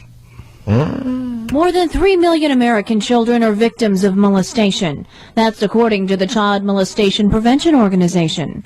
Almost half were violated by repeat offenders. Talladega County Representative Steve Hurst now wants to surgically castrate pedophiles whose victims are younger than 12. You take a child that's completely helpless. They have no way to defend themselves. If somebody does something of this nature to them, you have literally, just in my opinion, you have destroyed that child for the rest of their life. Is it an urge they can't control? Well, if it is, the castration certainly would take care of that and thereby protect neighborhoods and communities and future victims. That's wonderful. I don't think so. That's a waste of time. I think it just makes them more angry. And then they'll just take to killing people. Because now they're not doing it for the feeling. They're like, right. You know what? Oh, yeah, you think you solved this? That's a waste of time. We're not going to start castrating people. Yeah. I think we should, but it ain't happening. No. I like the fact he's pushing it, though. I like the fact because they're not getting there's no the harshness for the recidivism rate among them is extremely high. Yeah. The punishments are not harsh enough. It's amazing that you can rape like an 8-year-old or fondle or molest an 8-year-old and be out. It should be treated like a murder rap, where you go away, and depending on how bad it is, even the death penalty. But I think it should be treated like murder, where you go to life without parole. You can't fix these people. They've said it before. There's no fixing them, and they go out and become members of society that aren't molesting anymore. Right. They're just looking all the time. See that movie? What was it, The Woodsman? Or Yeah, Kevin Bacon. Kevin Bacon on that park bench. Why don't you sit on my lap? Oh, it's such a creepy movie. He was just asking. He was just asking. I had a lap that no one was sitting on. What was he supposed to be rude about it? It was a very sittable lap, if you remember. Of course. There's two types of castration. Chemical and physical, yeah. Mm-hmm. You hear what they're doing in California? Castrating, what? You know, you got some crowding going on, so they're thinking of letting 58,000 prisoners go. Oh, Jesus. 58,000. And they did a story last night. I guess I was supposed to feel sorry for these guys because they're living in gymnasiums. Aw. You know, in a massive group in gymnasiums because they don't have any place to No house more them. room? And then one guy's bitching that he's getting, you know, he got a staph infection and stuff. How about And I want sorry for the staff. And I want to know what this guy did. That he's in a prison to begin with. They're living in a gymnasium, getting staph infections. Yeah. Whatever. Yeah, what's going on there? And why don't we just build more prisons? They have no problem building more strip malls. Just keep building prisons. People get angry when you say build more prisons because, you know, they say it's racist, first of all. I've heard that. It takes money which could better be spent on education and things to prevent people from doing bad things and ending up in prison. Yeah. So prisons are such a last resort. And they're so archaic, Opie. So you got to think a little more progressively and think that there's such things out there, education, rehabilitation, psychiatric care, family planning, all this stuff keeps people out of prison. Right? See, just when I think I'm a little liberal, then you say something like that, and I'm with you. No way. Build them. Build the walls so high they never see daylight. That's what I say. Bring back the dungeon. Bring back the dungeon. All right, what happened to you last night? You're in a bad mood. I'm in a bad mood. I saw that goddamn Henrietta clip. Annoyed me. That's a nice little story. Oh, she's a sweetie. And I got to wait a whole nother week for Lost. She's sweet. How was it last night? It was a good one. I didn't see it. Yeah. Can you explain Lost in 60 seconds today? Never. I can't do it. I really want to get in on that program. Just get Hurley's version when he tells his mother what happened. Oh, really? And then I'll be good? That's pretty much I'll be good on everything, yeah. Why can't they have a YouTube video, like Lost in 2 minutes? They do. 2 minutes, though. They absolutely do. Really? And then I can start watching? Oh, yeah, then you'll be all caught up. Freaking E-Rock gave me the Big Bang Theory, like season 1. I'm like, what? I'm not watching this? Why would I watch this? Someone called in and said the show's good. Someone, my brother. Oops. And so all of a sudden, E-Rock gives me the box set. I'm like, I'm not going to sit through the Big Bang Theory. What? You mean the show? It's a sitcom. Oh.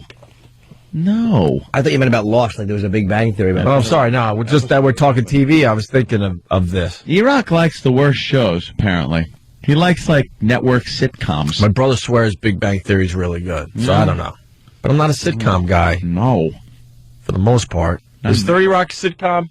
30 Rock, yeah. That's a weird sitcom, though. Yeah. It's different. Yeah, that is different. Very different. Quirky.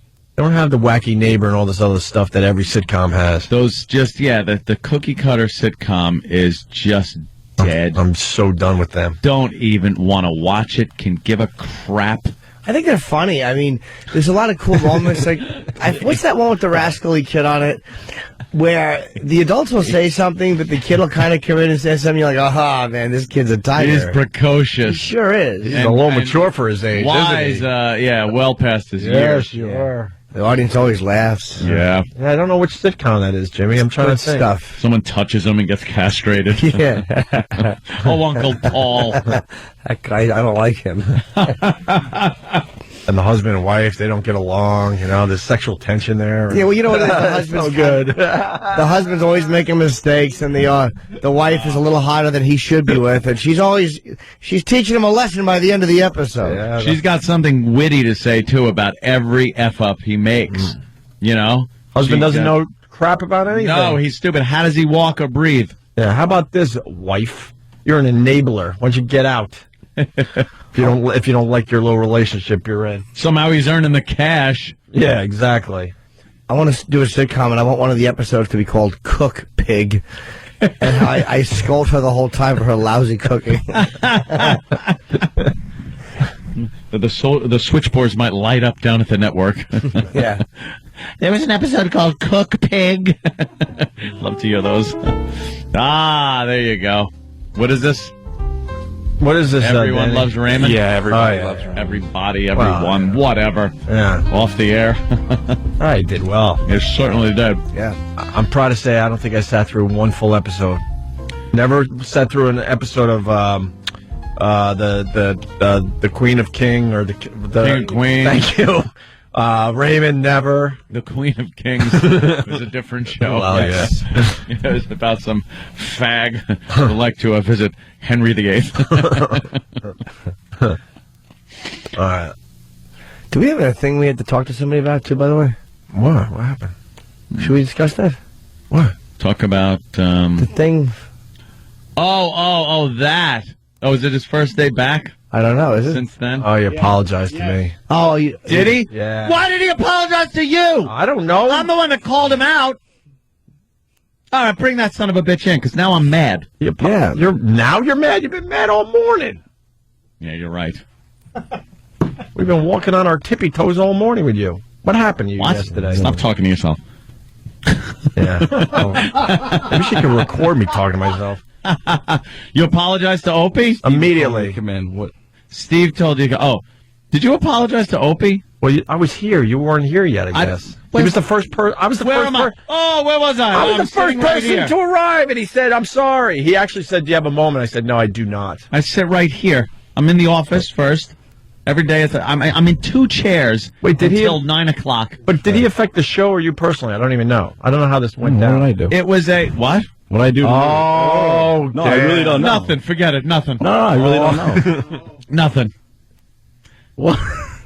You got a Facebook account? Oh yeah, I deleted it right after you left that comment, and I didn't. When you had your interview to become, You're leaving comments on his Facebook. yeah, I said, "Oh well, look at that nice thing you're not supposed to be doing." When you interviewed to be an intern, did Steve or anybody else tell you some of the rules that are in place? Now, Steve is nodding yes. Some of the rules as far as posting things. Yeah, on I was boards told and no. stuff. Yeah, I'm not on message boards. Yeah, because there's there's there's kind of a confidentiality thing we like around here. Not that there's wicked secrets going around, Right. but my gay lifestyle, I like keeping it on the DL, as they say. Yeah. I didn't even think anything of it because at XM we got fans taking pictures and stuff. But Yeah. I get the whole point of posting it. See, the thing is, you're a little more inside than the fans, Right, So you can right. see things, say things, and again, not like there's huge secrets going on, but you just never know. And we actually, My name is Harvey Milk, and I'm here to recruit you. yes. And there has been instances where the people have been discouraged from snapping pictures of us through the glass.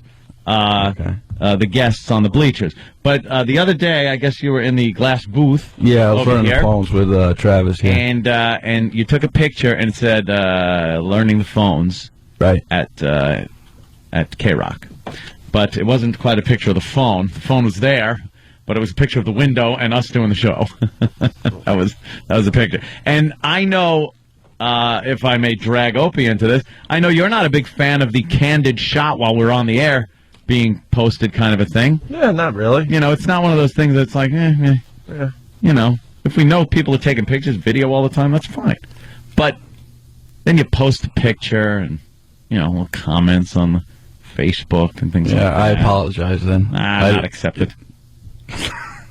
Yeah, I like pictures. I take them with people. I enjoy taking photos. I heard So about take as many pictures of But no, Jimmy no, what as you I'm want, what I'm 'cause it's saying fine is- with Jimmy. So he's saying it right now. So you're allowed, by the way, and every intern is allowed to snap as many candid shots of Jimmy Yeah, as let they me want. finish. Make whatever comments you want and then post it on whatever site you want. I Let want me that finish. to No, no. start Jimmy immediately. apparently loves it. What I I was want about that to to say start was I like pictures. I like taking pictures with people. But you shouldn't be snapping photos when people don't know you're snapping them. No, I like when you understand. work. Yeah. I was actually agreeing with you. Oh, well then forget everything I did. Meaning I'm not being I take photos with the guys that come in. Like we're interviewing Duff McKagan. I got a photo with him. Like, Oh, boy. Yes. Well, yeah. You'll be I know I already first in did. line. Oh, look, there you go. Tim ran in to take again a picture of you. Tim, that thing will be up on Facebook in 2 seconds. Sure. You with your big grapefruit. No. All right. Well, See, yeah. So, just so had, apologize to Anthony. Just had one of those, run-ins. I'm sorry. You don't need Anthony. to apologize. Forget it. And I took it down right after you let the comment. So I left my snide, sarcastic comment. He's very excited to be here. What can I tell you? Who isn't? And he used to be a fan, or he's still a fan, right? Of course, yeah. Big fan. A fan that turns into an intern. It happens all the time. So you remember us talking about, postings and things like that? As far as message boards, yeah. Remember an intern that was on a message board and he started posting and texting with my girlfriend? That was hysterical. What? Yeah. This was an intern back at XM when we first started, and he was actually he started posting and then having like a posting chat with Melinda at some point, and she was laughing. She goes, "One of your interns is like posting things and stuff." I was like, "Oh my God, get out of here!" I go, "Okay, don't tell him. Just keep seeing what he says." And then on his last day as an intern, I called him out on it. I was like, so, and then I gave out his name that he used to post under and said, you weren't supposed to be posting. I go, you're going to get a great one of those recommendations or stuff out of me. Breaking the rules. Breaking the rules! All right, hit the bricks, Pink Floyd. Look at you with his Pink Floyd shirt on. Why you? There was something else that happened with Intern Joe. I just remembered. All right, Danny. What happened? Yeah, 'cause I thought this should be brought up, too. Somebody thought it was a good idea to try and network with one of our guests. Oh, right. Taboo number 2. The interns aren't supposed to have interaction with our celebrity guests. What if they got a project or something they're working? Yeah, exactly. We've had people get in trouble. Big Kev. Why is E-Rock laughing his ass off? For taking a picture with somebody and things like that. Well, when Judah was in here the other day, Joe decided he was Joe going to... again? Yeah, of course it's Joe again. The fuck? Oh, I'm... Offense. That's okay. You left the K out. Yeah, so now what happened with Judah? Well, that's actually what I apologized for and wanted to clear up with Opie, that there was a misunderstanding. And what am I? A piece of crap? I don't... You just weren't around when that happened with the Judah thing. What happened with Judah? Yes, sir. I didn't even know what happened with Judah. Well, he apologized for it. You don't know what he was apologizing for? When you knew and I didn't, so I don't know what the hell's going on. You didn't know what he was apologizing for? I said it's all right. You said it's all right, Spider. I'm okay, Spider. Because he got me as I was going into the bathroom, and you know what happens with me in the bathroom before the show? 2 or 3 easily, and I'm like, what? What do you want? Oh, it's okay. I got to go. So what did you do now with one of the guests of the Opie and Anthony show that are supposed to be left alone? Well, my cousin works at Sirius, to make it quick, and when we were walking out of K-Rock to go to XM, I talked to Judah saying, remember me, and he did. It was like 8 months. Wait. He said he did. These guys don't even remember us. They don't remember anybody. I figured. You know how many people I say, yeah, no, dude, of course, it was the thing. I remember. Yeah. And I have no clue who anyone is. They do it to us? Ever. I don't know who this guy is. You know who he remembered? Oh, E-Rock. We were over at Sirius, and Judah happened to be there. He recognized Sam. He came right over to Sam because the hair in the face. Yeah. That's how we remembered him. All right. So anyway, yeah, my cousin is a producer for a show, and I remember the three of us talking at this Has-Been convention at Chiller Theater, and he wanted to get on my cousin's show. So that was like 8 months ago. All I did was... Who's your cousin, and what show does he do? He produces the NFL channel. So what is Judah going to do for the NFL channel? I don't know, but he has to come on. So you're shilling for your relative. No. All I did was ask how that went, because that was like 8 months ago. You should work for your cousin, I'm thinking. Yeah, you can snap all the pictures you want. Exactly. He ain't going to say no. We're like Mo Green, and you're like Fredo. How did that happen? E-Rock's got something else. It wasn't just that. Did you not exchange business information with your... Well, when I asked him how it went, he said, I totally forgot, but I'd still like to do it. Can I give you my business card? So I said, yeah, sure.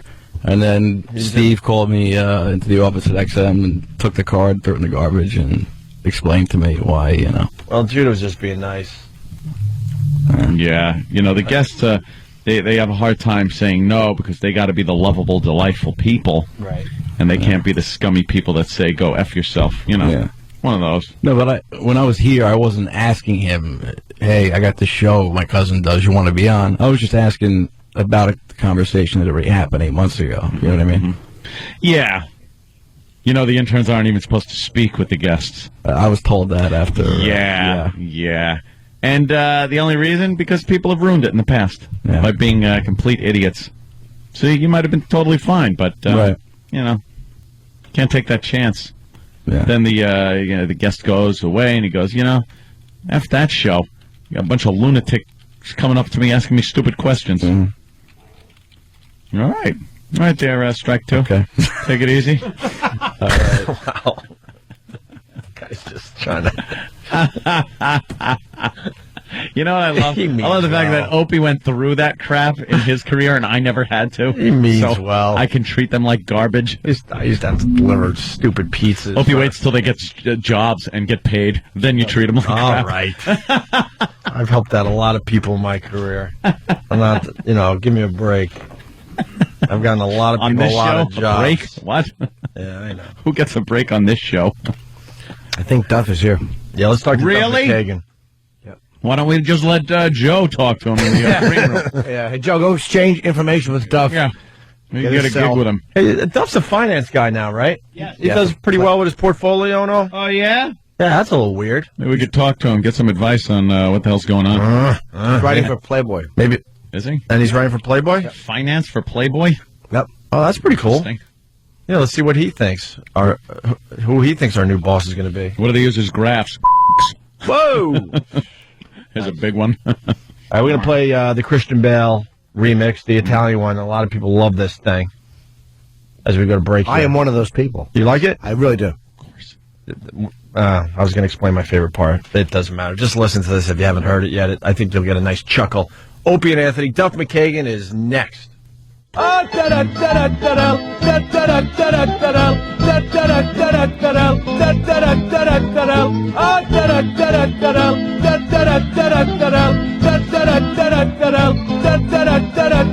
the fuck are you doing? No! It's fucking distracting. Fuck! I want you off the fucking set, you prick! What don't you fucking understand? Let's go again! Oh,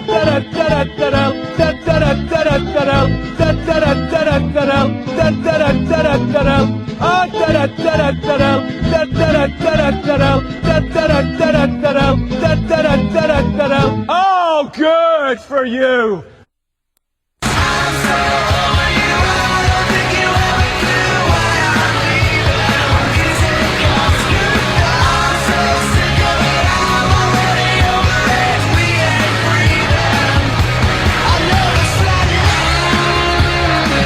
Hey, that's not bad. Opie and Anthony. A little taste of Duff McKagan's Flatline from the Loaded.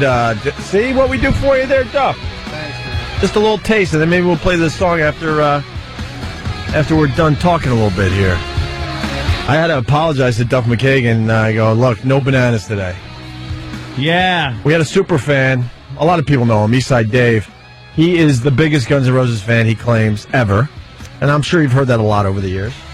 And he came in and was just singing in your face, like obscure Guns N' Roses songs, and then he proceeded to do something with a banana that we can't really describe over here. But what would you do? He was like his G.G. Allen impression is what he was doing. All right, yeah. Yeah. Good reference. Definitely. Right Yeah. yeah, you know, and it just took me by surprise. I mean, Well, the guy was why talking wouldn't about, he was talking about his wife and his new kid. Yeah. And then he starts, punching himself in the cock. And You know what, though? He would be so happy that you remembered that moment, even though it's a disgusting, depraved moment. Yeah. He'd be like, oh, my God, he remembers me. He's that twisted. Yeah, now he's very happy. You just made his day by remembering the whole story. He's on the other side. he seemed like a very nice fellow. Yeah, once he gets a couple of drinks or bananas in him, it's all over. Well, isn't that true with all of us? Yes, indeed it is, sir. Indeed. Now you, look at that, the Wall Street Journal. You're There's a lot Mr. going on out there. Finance guy these days. Well, Have you always been? It's not like I'm Mr. Finance, guys, these days. It's just back in the 90s when I kind of woke up from the fog that I'd been in. The fog that was my 20s, I suppose. Yeah. I looked around, the smoke was clearing, and I realized at 30 years old, I didn't know at all how money worked. You know, I really didn't know what interest rate meant. I didn't know any of these things, and at that point, it's just, I know you give it to your dealer, and he gives you something in return. I know. That pretty much was it in my 20s. Kind of like that, and yeah. I mean, yeah. So I had to fill my time in my days. I was newly sober, and I didn't have anything to do. You know, going out and getting hammered all the time and scoring drugs, like you said, and that takes a lot of time. It's a full-time job. So I started going through. I had this file cabinet with financial statements from the previous 6 years, and I started going through them, and I really couldn't tell what was going on. It's like hieroglyphics or something. It was, and you know what? I got into a class to learn about that. I didn't want to ask anybody. I was too afraid to ask. I felt like, you know, I was 30. I should have known all this stuff. But I realized once I got into the class that actually I wasn't alone. That most people don't know, and we watch financial TV, and they're talking about multiples of something of a stock, and you're going, yeah, great. Does that mean good or bad? And I just took a real interest in finance. It spoke to me, and I started to understand how money worked, and I was able to kind of get a grip on my own financial life, and that's what I was trying to do, get a grip on my life in general. How are you financially after the smoke clear? Were you a mess, or were you still okay? I was okay. It was really, you know what I found out? Guns was such a big band, and there was so many factors involved in the touring aspect of Guns, and so many people getting paid, and so much commission, you know, and of course we got paid the last, and if you went on late, or if you know, we paid all the fees. Managers still took their money off of gross. Thank God you guys weren't known for going on late, though. Yeah, thank God we went on time. Yeah, all the union, all the fees you have to pay at 11 p.m. That type of stuff, right? New York's a great example for that, because Madison Square Gardens, you're going late, and the cops and the union guys go overtime there. It's quadruple scale. Wow. So you're paying to play when you go on late. Yeah. You're paying a couple $100,000 to play. You're losing a couple $100,000 basically. Because of what Axel was doing that to you guys. Must have really been annoying. Because it wasn't. You were ready to go every single time. I guarantee it. Yeah, that's I was ready to go, but I'm not even going there. That's okay. I'm just looking at. We've all. It's rock. We've all done our reading. Yeah. So I took an interest in that just for my own sake, and then when VR got together and took off, different publications like the Wall Street Journal started asking me questions about like the valuation of a band, and it started with one interview, and I answered with a couple informed answers to a couple questions, and it kind of blew up from there. This guy kind of knows what he's talking about. Yeah, the de facto go-to guy after that, like it or not. So, yeah. And do you dabble in a little day trading? Are you a steady as a rock blue chip kind of guy? I don't day trade. I kind of I take positions, and I stick with those positions for the long run. And I might pair those positions out here and there. But no, I'm as an investor, I'm very young. Not a gambler. I'm not a gambler, and I'm very young, so I'm looking. I don't need to cash in my money now. Right. It's like you got time to let it. That's what a lot of people trying to make that big hit with a big score, and you realize if you're a young guy, relatively young guy, whatever, there's plenty of time to just invest and let it sit. Look at the track record over the course of the history of the market. And you will do well in time, so you don't have to make that score overnight. You should get a job. Believe me, I'm very interested in. And plus, the way you say that, you're exactly right. And I think in the last 8 years or so, we all thought we were kind of geniuses because you know what, the stock market was going up and up and up, and the real estate market was going up. Can I jump in for a second? You can. Anthony is the biggest day trader going. Oh, yeah. No, I have a certain amount. What were you trading yesterday? I was getting my ass out of Sirius, and I was trading General Motors. There you go. But there's money to be made by playing it every day. But let me tell you, that is a small amount of disposable income. You have some play money that he's it's like doing having online fun with. Poker. All right, it's like doing online poker. Just have fun. No, my investments are my investments. Right, That's right. long term. That's retirement. That's the stuff that I don't fool around with. But to take a few grand and just have a little fun trading some of the stocks, you'll learn some stuff from doing it. Yeah. You take some bumps. You hit a few things. You get to know some of these companies a little more intimately. So I kind of enjoy doing that with. And again, only disposable income. You'd never do that with your retirement. Well, it sounds like you know money. what that's about. Then you're Yeah. right, because it is no different than kind of playing online. Then poker. online poker or going to the track or whatever else you're going to do. You're, something like. Here's what I like doing, and I've done this a lot over the years, and especially when the internet bubble was just before it burst. I'm from Seattle. I was right there. Oh, man. Going down. Everybody, you talk to your landscaper about trading stocks because they were doing it. Like everybody was into it. But I would buy puts and call options on like Google, especially now, where they're flipping 16 points a day, one side or the other. And then you cash out. You make a few bucks, and then you wait because the next day it's either going to drop and you're going to be able to pick up your puts and sell those. So for people who don't know what that is, and I this is a perfect opportunity. I started writing a financial column for Playboy. They approached me about 6 weeks ago. I have a column that I write for the Seattle Weekly, and I write just about whatever I want to write about. My dog's flatulence, and I'll write about that or whatever. They asked me they approached me about a financial column, and I thought about it, and I said, the only way I'd really be, I think, of value of service, especially right now, because we watched financial news, and we all kind of thought we were experts and we got into a lot of trouble with, we'll refinance in 2 years, and the real estate market's going to go up, and then the house of cards, of course, came crashing down. And I think a lot of people are like me when I was 30 years old, like embarrassed to ask anybody. So with this financial column, I'm just going to. I started last week with what was this? What was the deal with a mortgage? What happened there? So I explained it in simple terms, not any big financial jargon. And so when you were talking about puts and calls, that a lot of listeners are probably listening to this going, huh? I've heard that terminology. And I've explained it a few times on the air, but you get new listeners all the time, right? But, so it's pretty much you can make money whether the stock goes up and down based on buying or selling the option to buy or sell a stock. So it's a lot cheaper. You don't have to invest. You're leveraging. You don't have to invest so much money. You've explained it to me. I still don't get it. I know. I gave money to an accountant who gave money to a stupid stockbroker. I lost a little, and now I'm trying to get it back. I didn't lose a lot. I pulled out. I was sick. I told him, stop here. This.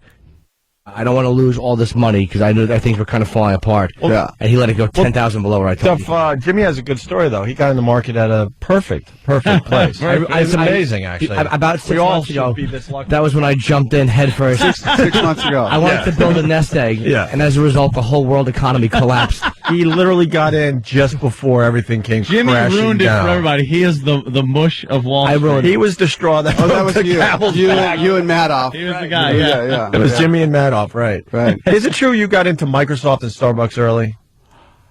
It is true, but I think, just the myth has kind of grown. I got in. They were my local stocks, man. Seattle guy. And it wasn't like I took huge positions.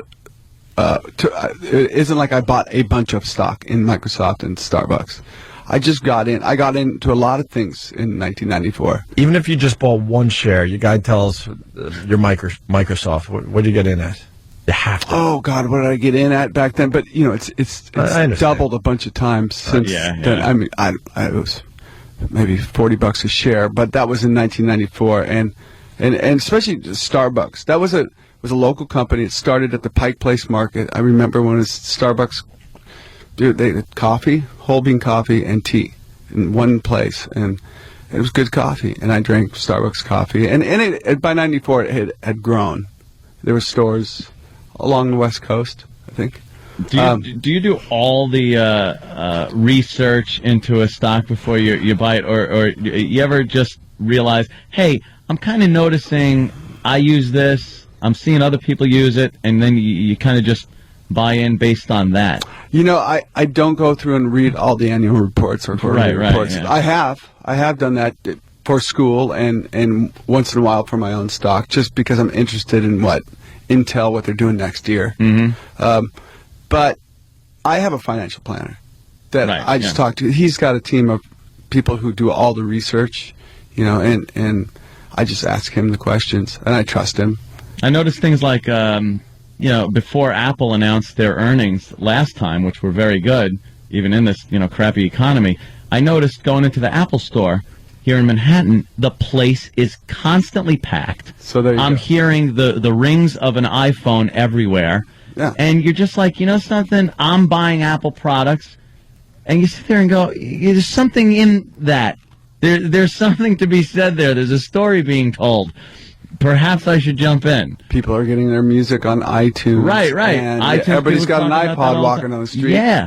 Maybe Yeah. Apple's a good stock. So that's one of those stocks, especially when you get something that's been dragged down by the economy or the sector goes down. So, you know, a certain company that's doing well also gets dragged down. What do you look at as a good buy? Because everything's been dragged down lately. What do you look at? It doesn't even have to be a specific stock, but like a sector maybe, or... Well, I mean, a great sector that everybody's talking about. Once they figure out what they're going to do with the quote-unquote bad loans. And bad loans are these... How do you get into this without... and make it kind of plain speak? A lot of these banks have mostly good loans. I mean, most of the loans out there are good, but we're all thinking all the loans are bad and foreclosures and bad loans, quote-unquote bad loans. These banks have a bunch of good loans, too, and these banks and financial institution stocks are beat up. Yeah.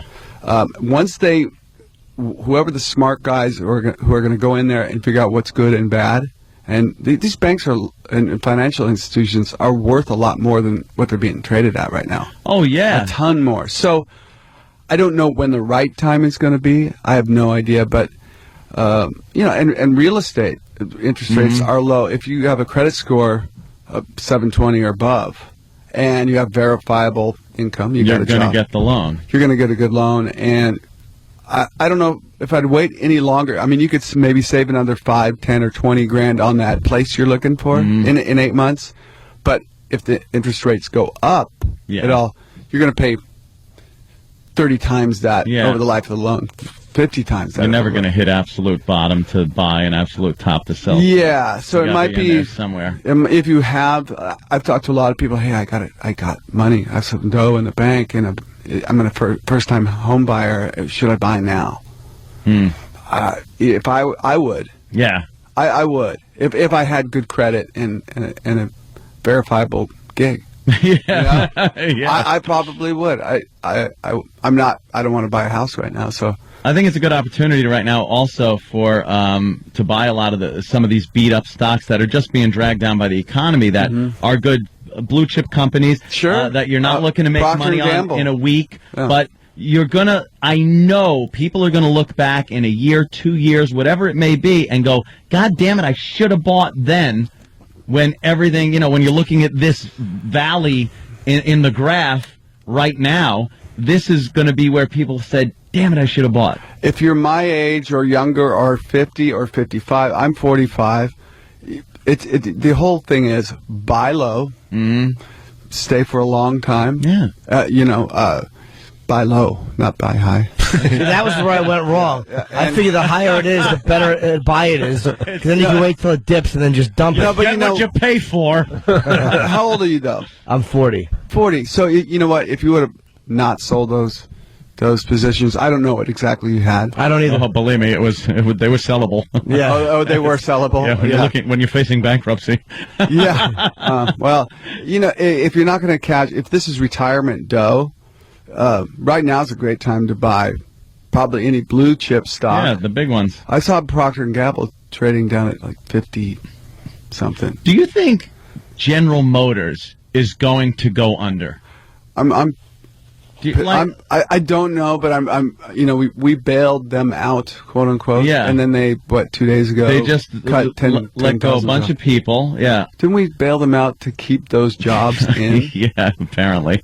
And yeah, Detroit's a place I'd like to go and start putting some foot up some asses. Yeah. I mean that's just it's just not right. So. Are they going to go under? I have no idea. They said when you're smaller, you don't fall as hard, so they're trimming down to try to keep that. But the thing is, I can't see General Motors disappearing from I can't see our workforce, our country, and at under $3 a share. You're not making money in a week. You're not making money in a couple of days, maybe not even years. But that seems to me to be one of those stocks that once they do reorganize and get their crap together, and it goes back up, what an opportunity to be in at under $3 a share on an American automotive, legend.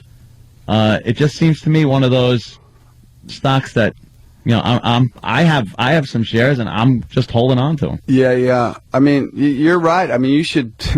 You have a good way of talking about this stuff. Thank you, sir. I hope we're not losing people who are listening. Screw them. Yeah, but I think a lot of people want to know about this kind of stuff. Yeah. But you start talking about, you say the word stock, and people start to get a little, hazy-eyed and scared. And, yeah. And but it is a good time. Like if this is retirement money, if you can get in, like you say, GM or the blue chip stocks. It's a great time to buy.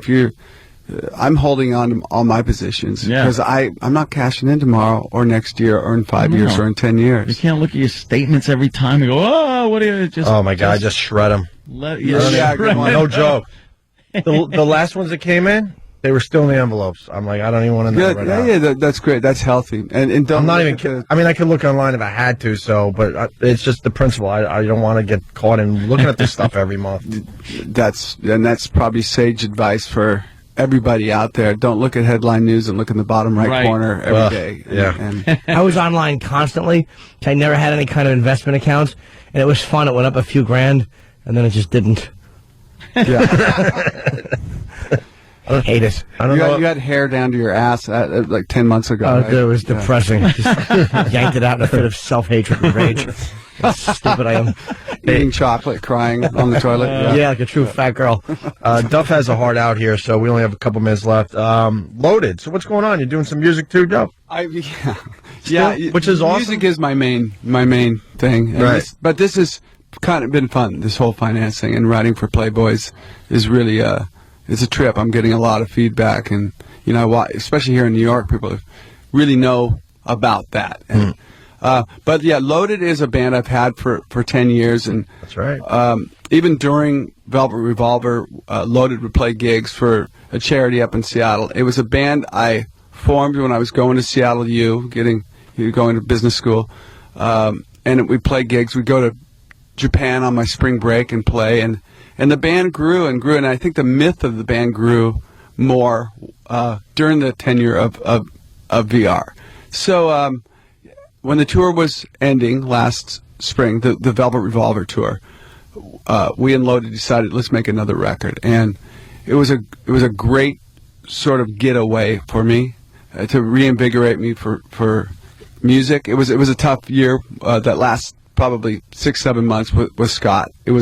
A lot was going on, and as a musician, I was losing track with the art, and it was a lot of just kind of drama, and Loaded got me away from all of that, and we made this record that really was one of the most inspired pieces of music I've been involved with in a long time, and I'm really proud of the record, and I'd put it up against anything I've done. Wow. It's not a vanity project. It's not a side project. It's an actual band that we've had, and we just went and played Europe and Japan again, and we're going to tour the States this spring. We have this single that's coming out. Radio's really going for it, and it's a lot of fun. And in saying all this about Loaded and us touring and all that, some positive things for Velvet Revolver have happened. And I don't think Velvet has made our best record by far yet. You guys announced did you didn't announce the new singer yet? You guys don't know. We'll let you know. Yeah, no. Hopefully it'll be a big announcement. You're like, whoa, yeah. But you got the guy, definitely. Can you honestly say you got the guy? You're just not ready to tell everybody yet. I think we have the guy. Yeah. Are we going to be blown away? By who it is? Yeah. I don't know so much. You'll be blown away by the quality. Without saying who he is, what other bands has he sung for? Deep Purple, Led Zeppelin. The guys that there was like 3 guys in the last 3 months or so that all were stellar. And we'd been listening to 200-300 guys, and you start losing track. Is that guy even good? Yeah. He might be stellar. I can't tell. I don't know. You just burn out on hearing so many people. Wow. Is it a well-known guy? The guy, semi-known. I was talking to a friend of mine yesterday. I was here in town, a friend from Anthrax. And I was talking to him about the guy. He goes, oh, like musicians know who he is. Oh, that guy's killer. Really? Yeah. Okay. It's kind of one of those things where we all know he's killer. Like, oh, that makes perfect sense. Why didn't I think of that? So, like I said, I think we have the right guy. There are 3 other partners I have in VR. Sure. But I think we're all sort of settling on, one particular guy. How are you in 2 bands like that, though, Loaded and VR? Right now, the next couple of years for me, good thing I'm an A-type personality. I'm going to be really busy. Yeah. But Loaded is a little left of center. Mm-hmm. Yeah, it's a quirky band. It's got a lot of humor to it. And when I write for Loaded, it's kind of a different left to center. I can take more risks with writing and be kind of a bit more artistic. That's got to be great when, like you said, you're a little frustrated if there's a little too much drama happening with Velvet Revolver. You can always go there, and you have kind of a sanctuary. To, get away from, Yeah, it's all cock and ball jokes and nice. There you go, bananas. Just making it easy. Bananas, socking yourself in your junk. Yes. Nice uppercut. Is it the dude from Space Hog? Because people are saying it's already been announced. The guy from the dude Royston from Space Hog. We worked with him. The guy's fantastic. I love Space Hog. Yeah. A band not many people know about, but... Yeah, right? They had a couple big Stars hits. Was a great song. Yeah. And we worked with Royston for about 6 weeks. And we actually worked with Royston even before we let Scott go. We were going to have Royston do that last tour of the UK and Europe with us. Wow. That's kind of how strained it got at the end. It's wow, let's just cut our losses now and finish this tour with Royston. And Royston was 98% there. It was no fault of his own. There was just, you have to have that perfect chemistry. And for us to get a new singer, it can't just be good, and it can't just be actually, frankly, great. It's got to be amazing. Yeah, for people to go, oh, now it makes sense. Yeah, you got so many fans, Velvet Revolver fans, Guns N' Roses fans, Loaded fans. You're gonna and you got us looked at. Yeah, we're the worst critics out of all the fans, and we, for the fans, we want it to be amazing. We can't just go out at this point in our careers and go, okay, well, here's this thing. Just we got throw this guy up here. Yeah. So, our quality control is pretty stringent. Right on. To say the least. I meant to say in the meantime, Space Hog, not Stars. Stars is by the band. Oh, yeah. I'm an idiot. Steven Adler. Do you talk to him? We're in contact. I've never not talked to him. It's not. I love the guy. He's my same age, but I've always looked at him as a little brother. He's tortured, man. He's giving everyone some great TV, but that guy is tortured. I couldn't watch. Somebody called me, and it's on TiVo at my house, that show, the Sober House show, and somebody called and said you got to see it's this stuff, and I turned on and I could watch about 4 minutes of it, and my stomach started turning. Yeah, and why would someone say you got to see that? It's like I'm not sure. You know, I'm not sure, and I'm not a big fan of reality TV, and it really hurt me. You know, that watching him like that, and it reminded me of a lot of things. Both dealing with him back in the 90 and 91, it was really sad to watch. Yeah, and there he was right there, and people joke about it. Oh, you got to be really effed up to have Guns N' Roses kick you out, but it really wasn't that funny. You know, we did go to him and go, dude, we don't tell anybody to slow down at all. This is 90 and 91, and we're telling you to, you know, asking you, pleading you to slow down. You've gone over the line. And that line was... The line was, yeah. Oof. It was. It really was. You know, we talked to him as brothers, as loving brothers, and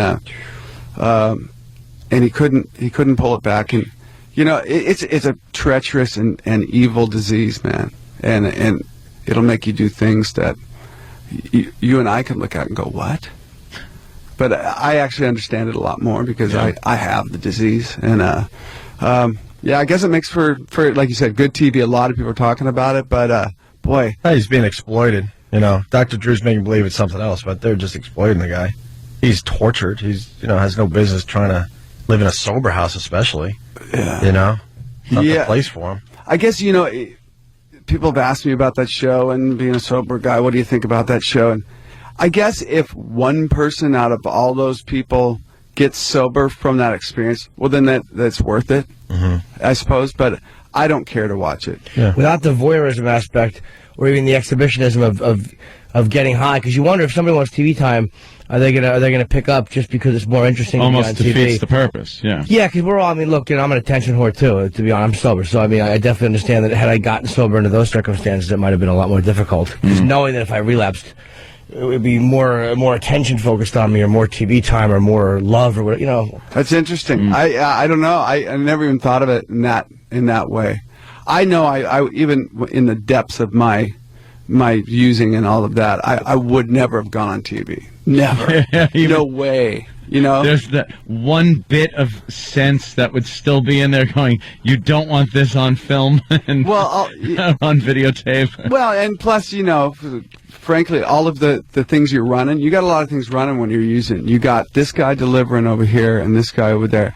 This guy's actually, everybody thinks he's works on your stereos at your house. And I think this guy, you know, and all of that would be like I said, full-time job. And you know, it took a long time acquiring all of these different dealers and their ruses, you know, and that would have that house of cards would have came down, blown up that spot. You know what I'm talking about, right? Well, for me, alcohol was. I got sober very young, so the drugs, yeah, but the booze was the main one for me. Yeah, that was my main. How old were you? I was 18 when I got sober. Whoa! Wow! Yeah, that's amazing. Yeah, we had talked to him about that before and said, like, well, when you're 18, everyone's a jackass when they're drinking. And he's like, no, he was an exceptional ass. He just knew. Yeah, 18. You know, normal people don't do this. Normal people don't do that. You know. Well, that's I'm amazed by people who get sober that young. You know, and how fortunate you are to have hit your low and realize it's a low at 18. Yeah, I was a complete zero. I never would have made 30. So you know, I am fortunate. So he moved on to a sexual addiction. Oh boy, you want to talk about replacing one with the other? Holy mac! There's prostitutes all over the country that are thanking me for quitting drinking and drugs. That's where all of my energy goes. Yeah, well, okay. Hi, you look like you need to hit bottom. Come over here, honey. Yeah, well, you know. Jimmy's been open with that for years on our show. Yeah, well, at least he's open about it, and he's that's what these goddamn shows are about. When you realize you're stumbling and you're like, you know, we could have had a little more material. We could have had this. You're amazed what pours out of your mouth and what you'll start discussing as far as your personal life goes and your past. Yeah, it's really odd. Yeah, I know a lot of guys who have replaced it with sex or. It's all right. Sex don't leave you face first on the bathroom floor with tile marks on your cheek. No, but it does leave you back first. Floor. With plastic bags all over the place. You know how it is. Get sick of one, you got to try the other. Holy Jesus. All right, we got to get Duff out. Man. All right. We learned a lot here. You got the Playboy column. doing the finance thing for Playboy. Yeah, I'm going to be looking at that. We got Loaded, the new EP's called Wasted Heart. No, actually, the EP came out in fall. That was. Oh, I'm sorry, and now the album comes out. It's called Sick. Okay, on I'm sorry April about that. 7th. Thanks for that. Here it is. MySpace.com/loaded is the website for it, which is pretty easy to remember. How'd you get loaded? I mean, I'm sure that somebody else had that. You guys probably had to request it, right? Henceforth, it's Duff McKagan's Loaded. Yeah. Wait, is that the website? When I started the band, it was called Loaded, and it turns out there were some other bands called Loaded, and we got threatened. So you had to call it Duff McKagan's Loaded. Yeah, to differentiate ourselves from all the other Loadeds on this planet. So, we have a website, duff-loaded.com. Okay. But it's a great band. It's a really great live band. And I'm really having the time of my life right now. Right on. What about Axel? Has he called you to maybe do a little something? People want to know. Oh, what's going on there? Yeah.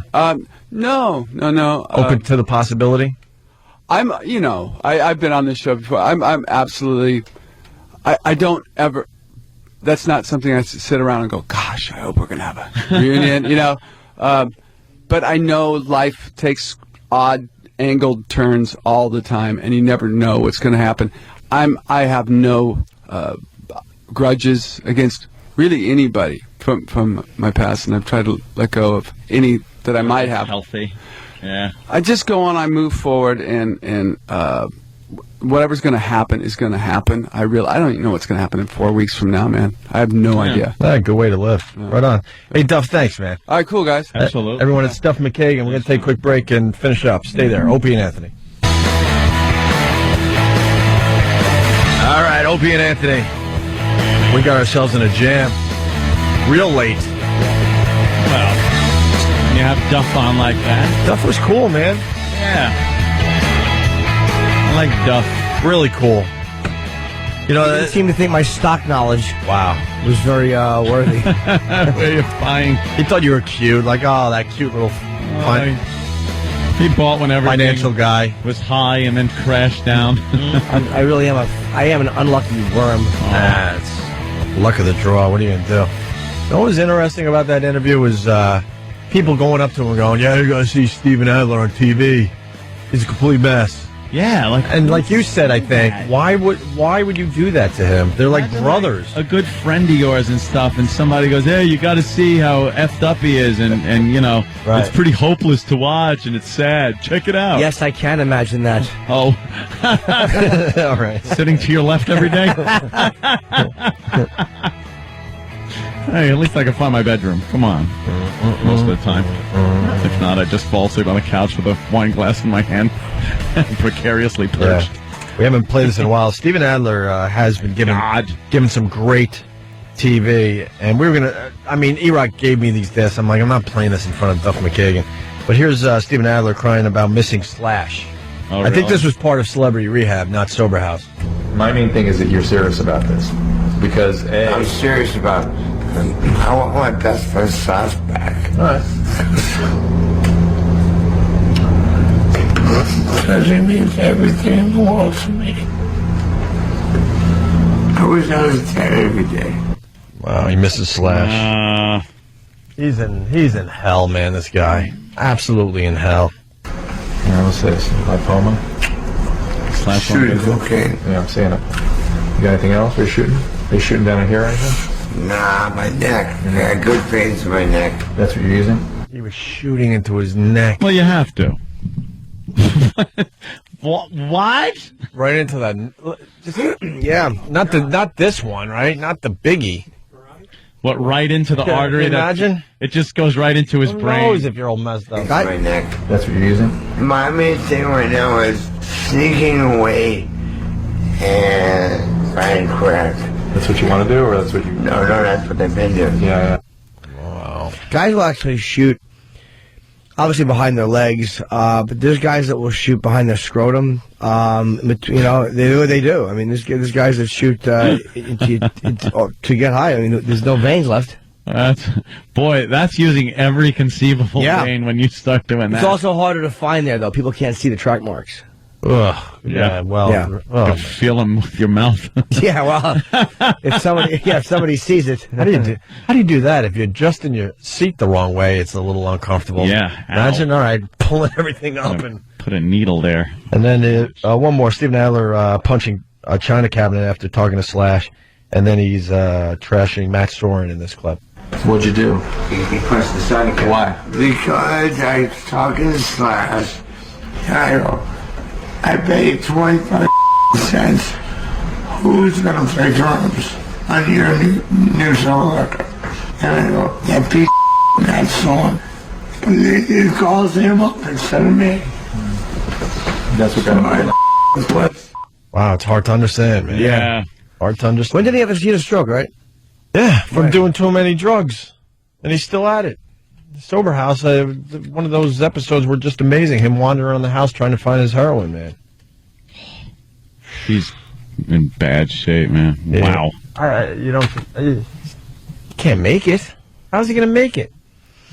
How's he going to get his life back? There's people that come off the Bowery, like real hardcore bums who are just living outdoors that wind up getting bum. But I mean, you know what I mean? It's like that's definitely doable. Yeah. I mean, you just got to want to do it. That's all. If you become willing, you'll do it. Right. He's not that. He's bad, but he's not beyond reach. For the people that aren't that familiar with Steven Adler, do yourself a favor and Google image his name to see what he used to look like and what he looks like now. It's amazing it's the same person. It's unbelievable, actually. It's kind of amazing that he's still alive. Huh? It's amazing he's still alive. Yeah, absolutely. Sometimes you see people, you're like, wow, they look terrible. It's like, well, I guess the option is dead. Yeah. I mean, look at the option. It beats the alternative. Right. Sometimes. We'll put the split screen up on onaradio.com.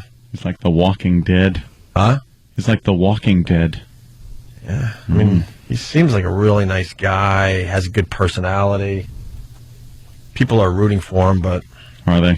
Yeah, they are. Reality audience, they don't root for people. They just want destruction and hardship, and believe me, no one cares that's watching the show. Mm-hmm. And Dr. Drew is just looking to, get his name out there, and it's just you're not getting help from a reality show.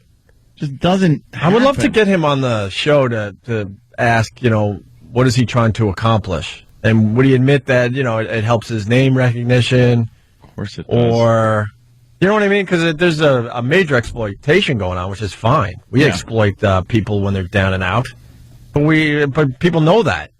Yeah. But with him, it's under the guise that he's helping celebrities and bringing these issues to everybody else. But I don't know about that. I don't really see it that way. Because he's always having group therapy and all this stuff that people would do in this situation. Yeah. But in front of everyone's eyes. And and like we said, one of the guys was called up Dr. Drew, and he was on the roof, and he was thinking or doing drugs on the roof. So the first thing Dr. Drew did was grab the camera crew and ran out to find the guy. Yeah. Why doesn't he just run out by himself? Good job. And have a little sit down with the fella on the roof. The fella. But he had to make sure it was all filmed for the TV show. Steve? Oddly enough, we just got pitched Adler for in studio. So if you guys want to sit in. Of course, we would love Steven Adler. To be, when is that going to happen? Soon. Yeah, we would love Steven Adler. How great would it be if he comes in with a suit and he's like, "Hello, guys. I was just down on Wall Street ringing the opening bell." And, yeah, I'm into stock. I'm into stock. Just completely cleaned up. Yeah, I'd love to have him in. Yeah, absolutely. That would be a hell of a conversation. All right, I think we got to go. We went real late with Duff McKagan, so Before we go, can I just give a shout out to somebody who helped me a lot? This guy Jeremy, who I know over at BMW, and he's not asking me to do that, but I'm going to do that. He's on Route 17 in New Jersey. I'm driving now an X6, and it's a beast. Ooh, nice. Everyone who has seen it, everyone who has seen it is asking me questions about it. Really? I'm like the cool guy with I've never been the cool guy. No, you're the cool guy. Never in my life. What does it look like? Jimmy. It's it looks like a big. Is it that? Yeah. Yeah, it's that's pretty cool, fantastic, man. dude. Let me see front view. A little front view action.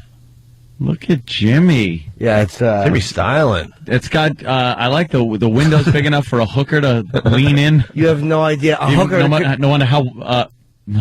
What? God damn. Did I step on you? I'm sorry. No, I tripped. Mice, water. Stumbled Where right Where are we at today? Enough about the mouse. I figured I'd keep it going for you Oh, guys why because not? you almost forgot. But you know what I don't have in it? I don't have Sirius yet because the new chips, which you can get the Best of XM package, I have to wait a month for. So I can't even listen to our... might want to just wait. No, I want to get it. I'm getting my new car today, too, man. Oh. Now I'm jealous. I'm thinking that maybe I should have got the Beast. Oh, dude, it is a beast. Look at that thing. It's nice. It really is. It smells like... I won't even open the windows because I like the new car smell. Oh, that goes away. Yeah. Driving quickly. But they took good care of me. It was a lot of people tried to help me. A lot of people were very nice. But this is what I ultimately went with. It's amazing. I had my heart set on something and it couldn't happen. Right. And then I went here and just found this. I'm in love with it. Awesome. Know what I do? Because I can't deal with having a new car. So I'm going to get the keys today, and then I'm going to punch the side of the car and get it over with. Why, you afraid of it getting dinged? Yeah, so I figure if I do the first ding, then I don't have to obsess about that You don't anymore. have to kill the person. So one big Ding it. kick to the side, and I'm like, okay, I'm good. You silly goose. I lease it, and then I got some kind of insurance on it. It's not that much, which covers like $5,000 worth of damage you're going to get from the garages and backing up. But then again, my backup camera will cover a lot of the damages. See, backing up, a lot of people hurt their neck looking over the thing. I just kind of peek into the monitor in the backup camera, and they say don't rely heavily on the backup All about camera. the backup camera. That backup camera is a whiz. It's wonderful. Isn't it? Wonderful. And it gives you a little warning beep when you're getting close to something. And you look at the camera, you're like, I never would have backed this far up without a camera. You get right there on the bumper. I back up down the highway. This Oh, way you I can might just as look well. at things right in front of the car. Yeah. That camera thing is camera. pretty much in every car now. I mean, they're wonderful. They're really moving forward with that technology. With your luck, you'd kick the car to make a dent in it and break your air conditioner and heater on your passenger side. And the floor would fall out of the bottom. Well, what are you going to do? Give it 2 flat tires. What are you going to do? I'm just praying that there's not a third flat tire because I got to drive that piece of crap back out to Long Island and leave it on the side of the road for somebody to find. You don't have to take a train out of there. What time are you going to get your vehicle? Right after the show, I guess. I would offer to take you out there, but I'm afraid you'll cut a gasser and wreck the new truck smell. A lot of protein gassers yesterday. Ooh. Yeah, so have I. I actually was I'm so embarrassed by my farts, I actually just leave the room. Like, she knows what I'm going to do. Because I tell her, like, I got to go fix something. Yeah. And she knows it's time for a gasser. I just yell, I got a sour stomach. Leave me alone. Sour stomach. Let's get out of here. We'll see you guys tomorrow. Bye.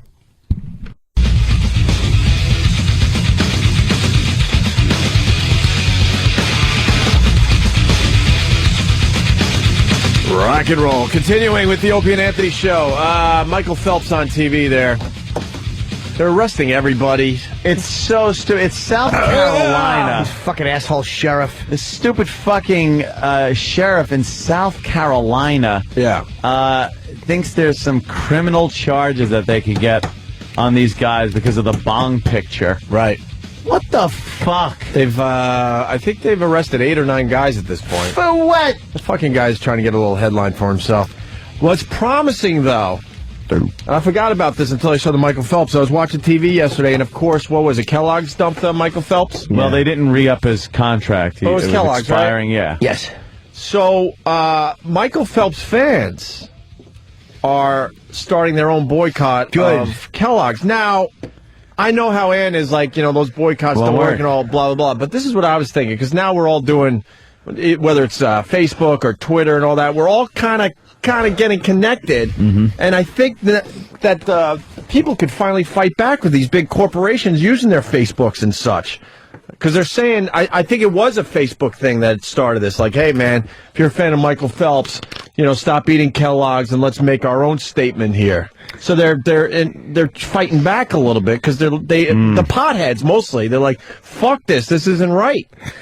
Did you find more info on that? Because I'm generalizing. Yep. I understand that, but what I'm saying with all this social networking that everyone's doing, it makes it a little easier to fight back against the corporations and such. And this is why I would support it. Sorry, Jimmy, just to finish my point, when we got fired over the years, right? All the fans would get together like, we got to do something, but they weren't connected, so they would like, well, I'm going to do a protest tomorrow, and 5 people would show up because there was no organization. All we have is Danny at the fucking police barrier. Because it was like kicking an anthill. Thank you. Yeah. It was like kicking an anthill and everyone just trying to figure it out, but you're not organized. But now, if something happens, you can pop a message to everybody on Facebook or whatever and go, look, we're fucked. We need to do this. So it's interesting is what I'm saying. I would support it because this is what fucking scumbags this company is. This guy fucking wins 12 gold medals for this country. Yeah. He wins 12 fucking gold medals for the United States, and he smokes a joint or a bong hit, and he's not good for their image. Right. Yeah. What a bunch of Stop it. fucking scumbags. How many potheads eat your cereal? Right. Come on. Hold on. You got to treat... Oh, give me my phone! Oh, shit. Sorry, Kenny was yelling being at tardy. Kenny. Never gets... sushi. You got some sushi? I have some sushi. Yes. I James Norton got some sushi. I did... Hold on, excuse me. Open my seaweed salad! Ew, seaweed salad. Ew, why is that? I like Seaweed eating salad. healthy, but seaweed... Fucking rules. They just put the word salad behind Right. it. You got to play the seaweed. Good, I want some seaweed. Does it smell like fucking Can I see rank your seaweed? You can't. No, you know what it looks like. It's not. I want to see how. I you know me. I like smelling food. Can I see? No, you can't. Please. I will say the avocado. I'm not eating fish from this place yet. I don't know if I trust it. There's either a mastodon or Kenny standing in front of the camera. Can't tell which. Yeah. I'm sorry. Even after it talks, you can't tell. I'm sorry. He's master dumb.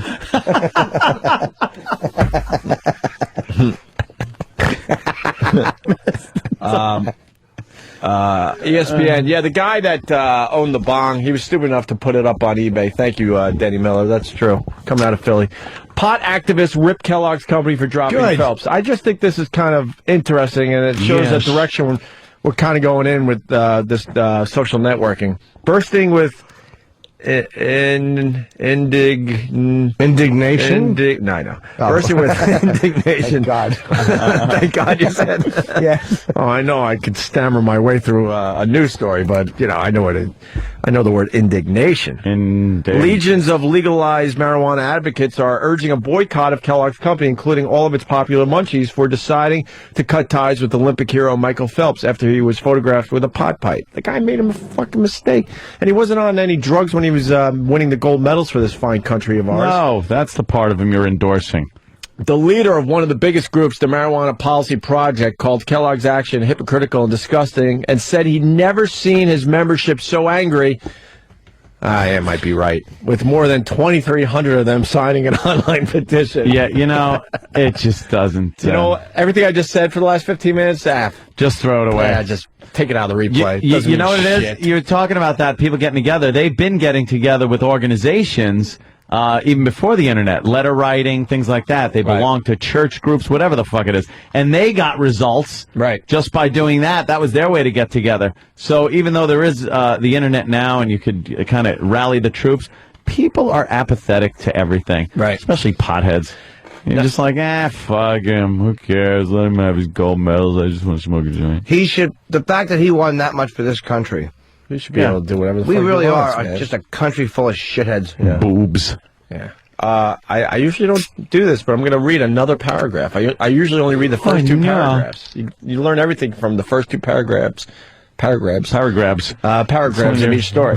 Kellogg's had no problem signing up Phelps when he had a conviction for drunk driving, an illegal act that could actually have killed someone. That is a fact. Oh, he had a DWI? Said Rob Cumia, the group's executive director. To drop him for choosing to relax with a substance that's safer than beer, it looks like, yes, is an outrage. And it sends a dangerous message to young people. There you go. So they're trying.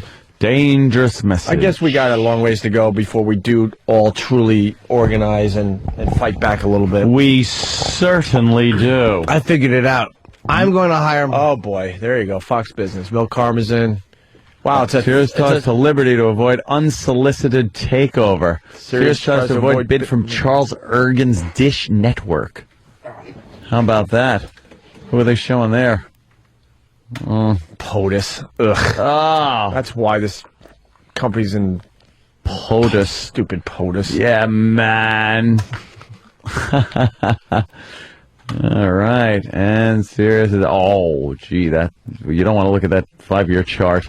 Backroom negotiations reorganize under Chapter 11 and then come out with your White Knight Waiting at the gate, so to speak. But I mean, the showdown is coming quickly. I mean, think about it. You've got until Tuesday to figure out something, and I think egos are no doubt coming into play. I mean, let's not question that whatsoever.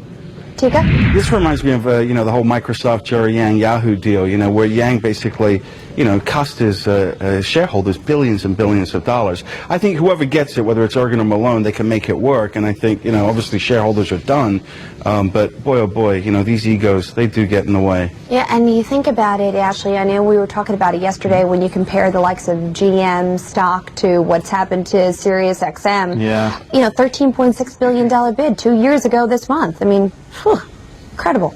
Yeah, and how much is the stock worth now? 5 cents? I mean, Yeah, the it's at 8 shareholders. cents right now. Yeah. 8. Yeah, I mean, certainly I think the bankruptcy papers are written up and ready to be put in. Obviously, the big issue is the debt. I think overall, though, satellite costs are coming down, and I think if they got saddled with all these huge contracts, but there might still be some money in there, but obviously, reorganization is the key word here. Right. Yep. All right, guys, let's leave it there. We'll continue to watch the saga. Fire everyone, Head over not to Fox us. Business contributor Charles. Except Good morning, us. Charles. Good morning. That was funny. You said just to thank Bob for negotiating a contract that wouldn't stay under the radar. Yeah, that stays under the radar. Yeah, no Bob kidding. had a good strategy. They're gonna Negotiate a crap contract for us. I would imagine whoever's taking over this company would be doing some renegotiating. And we're certainly not one of the big contracts that they would be looking at first. 7.2 cents right now. What do? Do you fool with it? Do you dabble in it a little bit, guys? You told me you got out. I got out at 8. Now it's 7.2. Go. Do a little You got to go penny to penny with this one, Do my a little friend. dabbling. You want me to dabble? Yeah, go a little dabbling. Let me see. No, I wanted to go a little lower. Dude, I wanted what to the fuck it's got to go into the 6s. Is that? That's that pregnant woman that had 80 babies. Holy shit. Look at the stretch marks on her side. That looks just like the way that pregnant woman's belly looked in Dawn of the Dead before that zombie baby came out. TMZ's got the picture, but they're showing it on TV right now. It looks like she has is it a hoppity hop? Yeah, hippity hop or whatever. In the front there, they're showing her with like she looks really good right there. No, she doesn't. I would. Would you, Danny? No. Right there, just looking at the face. She doesn't look like she used to have a cleft palate. Yeah, she looks like one of those cleft palate kids that got fixed or something. I don't like the whole duck collagen lip thing. I'm not digging that. She does have Heath Ledger lips, but. And what is she? Well, she's a whore. Espanol? No, she's not even a whore. She got some Espanol in her? She likes the turkey bait. She have a nose job, too? Yeah, it looks like she's done a little plastic surgery. I think one of the babies fell out of it. Go to TMZ.com, though. The picture is amazing because she's lifting up her shirt to show the belly before she gave birth to the 8 kids. And I don't even know how you live. How does the body survive that? 8 people arrested for a fucking party where a picture of some guy smoking a bong was taken. How do you justify that? 8 people. You don't arrest 8 people on fucking weapons charges. Holy shit. What a fucking dick that sheriff. Oh, that sheriff's got to be a cunt. He's just everyone's looking for their family. He looked a lot taller on the road. Oh, the Letterman thing is getting legs? I suck today. Can't get any of my... Oh, the Letterman and Joaquin Phoenix. Joaquin. We started the show talking about it. It was just a very strange interview, but we're a little suspicious. We think that maybe Joaquin's doing a little something. Yeah, people are saying he's pulling a Borat situation. Yeah. Trainwreck TV. Why did he it's on just stop trying to be MSNBC. interesting? Could you get that up there, Danny? That's too late now. Too quick. Can Joaquin do this? Stop trying to be fucking an intriguing artist. Just quit sucking. I just want to know, why can I stop being boring? You know what? Anthony, we weren't going to do it, but you know what? Get the interview. Get the long-form interview. It'll drive Jimmy nuts. And you tell me what he's doing. I bet you he's just full of, forgive my language, but I bet you he's full of bunk. Hey. Hope the new people coming into the company don't hear that language. New people coming to the company. It's obvious something's happening. And it's obvious that something is happening today, tomorrow, Tuesday at the latest. There'll be some big announcement, is what I think. Right? I'm waiting. 5-5. I'll put an order in. It's at 5'5" right now? No. It's at 6'9", 8. At 5'9" or 5'5", I'll dive back in. You're going to do a little dabbling? Here we go. Let me set an order. What would you do if all of a sudden there was an dabble order? announcement made that went up to $200 a share? Oh, my God. That's what everyone's What, right now or in a minute? It's big difference. Yeah. Let's see. Let's get... I own 29,000 shares. We'll put a... buy order in. It ain't going down a limit order. Good for the day. Preview order. Cannot accept your order. Ooh, Hey. I hope it's because the thing is just rocketing up to 100. No, that's right. I may have to off a few shares of my General Motors. Why, you broke? No, I have a lot in General Motors. Gordon Creepo? Gordon Petto. You suck. All right, let's see. Well, I really don't want to touch that. All right, don't touch your GM, man. What are you going to do? You're a big fan of that GM stock. Has it gone up or not since you've had it? What, General Motors? Yeah. Yeah, it's been going up and down, but below my buy-in price. What's GM doing right this second? Let me see. Come on, down. Holy shit, down 11 cents. Oh, boy. That's right. It was just up 11 yesterday. What's it cost now? $2.63. Go out and get me a share. One share. I'll take one share, please. And if it goes up to $237,000 a share, sell. He's already made us $50,000. Dude, let's call our guy. Yeah. And insist he talks to us, and let's buy one share of Sirius stock. I want one share. I'm conservative. It's going to rocket up to $1 million a share. All right, we're getting the Joaquin Phoenix thing. We're going to Joaquin. do some other stuff today. Joaquin. It'll be great if it said, if the headline was Opie and Anthony show fired, and then 10 minutes later, stock prices soar. All of a sudden, it was like $38 a share. We've been But the Jimmy, anchor. that would be sad. Oh, you're right. I actually meant to say that. Oh, that would be terrible. Oh, who's calling me? Oh, good. Okay. Come on. Hello? Oh, hello, Jello. This is James. Who's this? Cunt. Yes. Cunt. Cunt. Cunt. Cunt. What happened to your phone call, Jimmy? What happened? You just like hung Jimmy, up in what the middle of happened? your call, James. What was that about? What happened? Jimmy, what happened? I hit the button by mistake. You hung up right in the middle of your call. Yeah, that was someone from Park Avenue BMW who actually helped me get the car. Oopsie. Yeah. Well, once you redial, I'm sure you No, can the make actually number came up was unknown. Yeah, did it? Yeah, I believe that would answer it.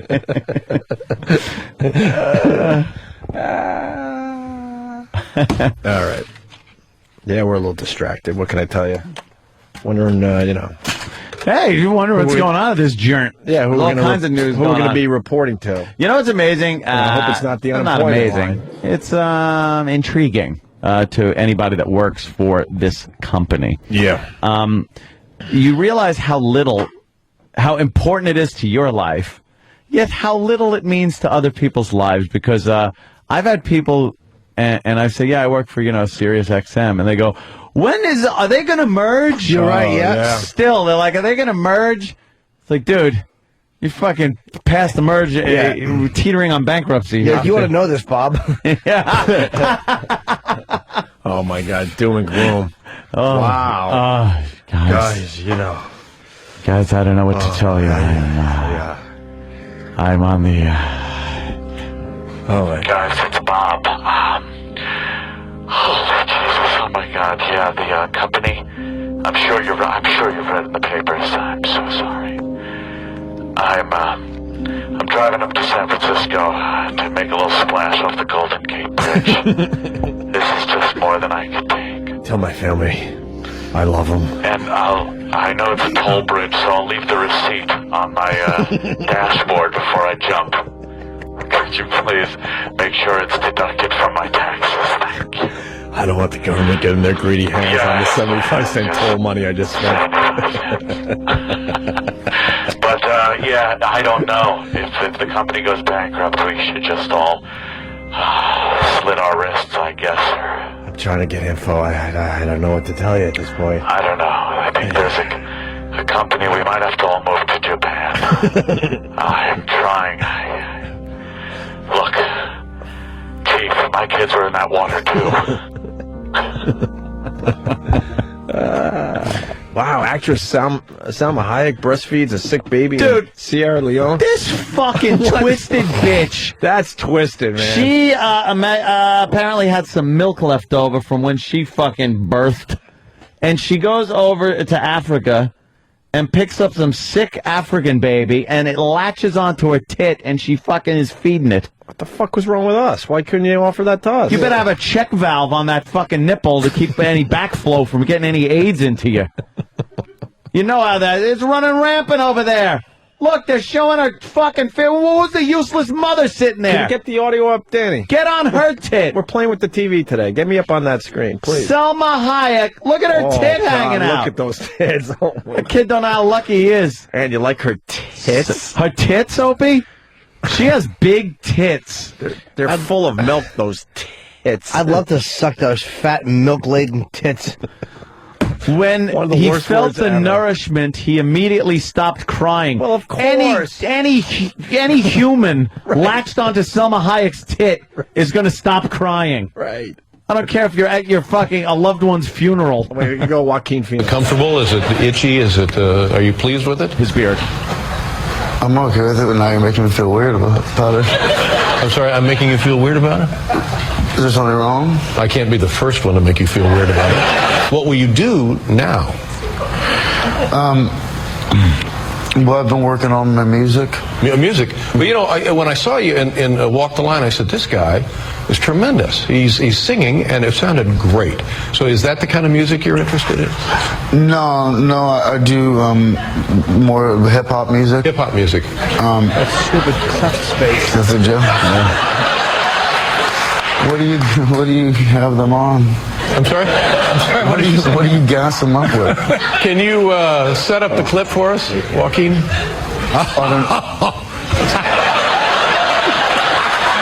Are you kidding? Are you serious? Just the maniacal laughter? I don't know what the clip is. Don't know what the clip is?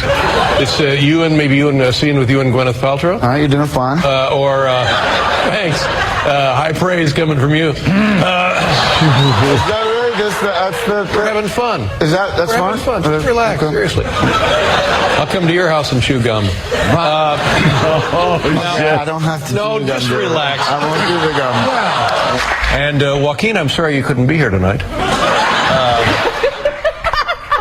Oh, that dumb laugh. It doesn't get less funny. Why is the cackling cunt show? That was it perfect. is actually. What's going on with this guy? Was there any going on? comment today? Nothing, bitches. No, Joaquin's camp is not commenting. And maybe, you know what, let's put the period at the end of this sentence. Or between your legs. In a strange sense, it's like, yeah, now I'm interested in the movie because this is phenomenal. I mean, as if there aren't enough problems in Hollywood with actors getting a bad rap for being difficult. He comes on and pulls this performance out. Did he fall asleep? Did he crawl out from under a bridge is the better question. I mean, look at his appearance. The guy's a mess right now. But all kidding aside, I think this shows that Letterman is so good at what he does. I mean, he really had a chance to shine. This is clearly a difficult stupid. He's interview, to fucking say the putting on a least. show. And Trying to be interesting. We're all watching and talking about it. Stupid All right, Courtney Blues Hazel Brothers writes the suit. scoop on MSNBC.com. Fucking Check it another out. boring Thank you. actor. And we will be right. Why can't they go with the angle, at least throw it out there that, do you think this is real? You think, it's Hollywood? They like to do stuff Look at how for publicity? wacky he looks. Like, why do they just assume that he's fucked up and why can't it be something else? Yeah. Why is it never something else to at least discuss? Like, do you think he's doing this to, get some publicity, get everyone talking about the new movie? Of course he is. Because it's very suspicious. There was one time during the interview, if you watched the whole thing, he kind of smiles at Letterman. Yep. And it almost looked like he was breaking the character he was playing. The character. Joaquin does characters. And it didn't look that messy. He's got long hair and a beard. How many, He's just trying to be interesting. It looks like he's still showering and taking care of himself. He didn't look smelly. I hate it. And I love that giant cleft space where his beard and hair can't cover. Right. The giant fucking cleft space. That big, gap. The big mustache gap. He had one of those. Those posters around the city and in the paper. They're back again. No, me and my boner all day. Show those little kids in some faraway lands with their cleft palate. I want to look at that. Looks like they got shot in the fucking face. Yeah. Creepy. The African mother didn't have breast milk. Who knows? She's all dried up and Selma just shoved her fucking fat, juicy American tit. Or whatever. Is she Spanish? What is she? I have no idea. Fat and juicy were the operative words. She lives in America, I think, right? Yeah, and she just the kid was latching on like, wow, this is fucking amazing. This rocks. Holy Can you imagine? Shit. Kid wouldn't let go. Way to make the other mother feel self-conscious. No, she was just sitting in the dirt in a corner in that hovel they fucking live in. With their dried boobs. Do something. And here comes Miss Moisture. Plow the fucking ground and plant the seed, dummy. God. So tired of it. How many billions of dollars we send over there? Fucking nothing happens. Right. What do they make? I'd like fucking to hats? welcome Tom Skerritt to the show. I don't know. That might be one of the new bosses, to be honest with you. Looks a lot like someone that's been in the paper in the last couple of days. Well, not that guy. He's another guy. No. An older guy. Hi, sir. We're getting people coming into the the studio audience. You picked a great day to come check us out. We're all distracted, wondering what the hell's going on with us. Yeah. All right. Oh, teach a man to fish. Mm-hmm. He'll fish. He'll eat forever. Well, they say if you hand it, what do they say? But give a man a fish. Give a man a fish, he'll eat for a day. Teach a man to fish, and he'll eat for a lifetime. Oh, look at her boobies, though. Suckle. Teach a man. Give a man a fish, really good one? and Selma Hayek will stick it on her tit. Yeah. Or oh, look at those fucking those food banks. Those fat tits. Dear God. They are giant. And she's getting up there now, man. She's been around a while. She looked really good in fucking at the titty twister. She's dancing around in Dusk Till Dawn. Yeah. No. Yeah, Dusk Till Dawn. Yeah. Oh my God. She comes out with the snake at first, and then she fucking gets on the table. That's a long time ago. And then they go kind of into slow motion. She's waving her hair around. She looked pretty fucking good in that. Oh. All right. We're just looking at a rear picture of her. Well, she's got the Hispanic ass. She always has had a wide ass. Oof. Even in Dusk Till Dawn, they did a great job kind of keeping that in the shadows. All right. She's more of an iceberg. That's okay. But, whoa. It's not even that bad. You know how nice that would be to fuck? Yeah, you like that? Of course, I'd fuck it with sand in it. With the sand all over it. Ow. Old gritty penis. Ow. Because it don't look bad where she's playing with the dog and the oven mitts and peanut butter. Why not? It's a day. Wow. This peanut butter guy's pleading the fifth. He should be shot. Oh, this guy. Fucking scumbag. Apparently, that salmonella everybody was getting from the peanut butter and shit, this fucking guy knew there was a problem. And just had people picking shit up off the floor. Peanut butter? Yeah, peanuts. Raw peanuts. Yeah. Off the floor, throwing them in the machines. You lose a lot of good weight, though, when you have the salmonella. Yeah? Yeah. Especially when you die. There were a couple of people died from it. What are you gonna do? There was some poor son of a bitch that was at one of these hearings against this guy, and he goes, and it was, tragic, but funny the way he said it. He's just like, my father died... Sorry. From peanut butter. He didn't say it like He that. did. He said it just like that. And it was like, God, that really is bad when you think of, he was born, he raised his family. It's like, well, how's he going to go? What? My father died from peanut butter. Yeah. I want to hear that about 100 times the next week from our listeners. Well, your father shouldn't have shoved it up his nose and tried to breathe. Yeah. It had nothing to do with salmonella. His father thought it was Vicks Vapor Rub. Stupid asshole. Keep the peanut butter out of your nose, dummy. What was the other movie she danced around in like a stripper? That's why I was confused. Oh. See, she's very hippie in that. Kevin Smith, Dogma, right? Oh, she was in Dogma. She had the librarian glasses? Yeah. As the stripper in Dogma, too. Yeah. Okay, that's big, why. Thick, juicy legs, man. Edward Norton used to bang her. No shit. Yeah. Really? For real? He was dating something like you. There's a great scene in Dusk Till Dawn where she's dancing and she's in front of George Clooney. And George Clooney is just staring into her asshole. Just gazing into her asshole. What do you got there, Mr. Rock? I don't know, but I just signed for a cake for Steve. It was overnighted. Well, you sure that's not spelled wrong?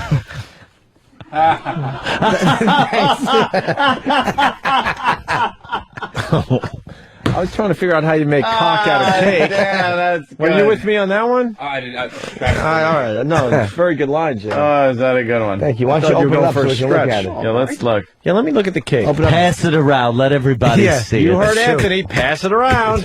If there's a cock in my ass, there's a cock in my ass, I'll know we have a producer. Let me see it. What kind of cake is that? From Louisiana. Oh, I'm sure right, it's let's good see. then. Yeah. Let me see. I'm moving all the toys. What's the other shit? Is there some wrapped stuff in there? There's medals Mardi and Gras beads. beads. Mardi Gras shit. Those are called Mardi Gras beads. What the hell What is that? The miscarriage cake. It's a big. That's food poisoning waiting to happen. Of course it is. Look at that thing. What is it? You wouldn't eat that? No. No.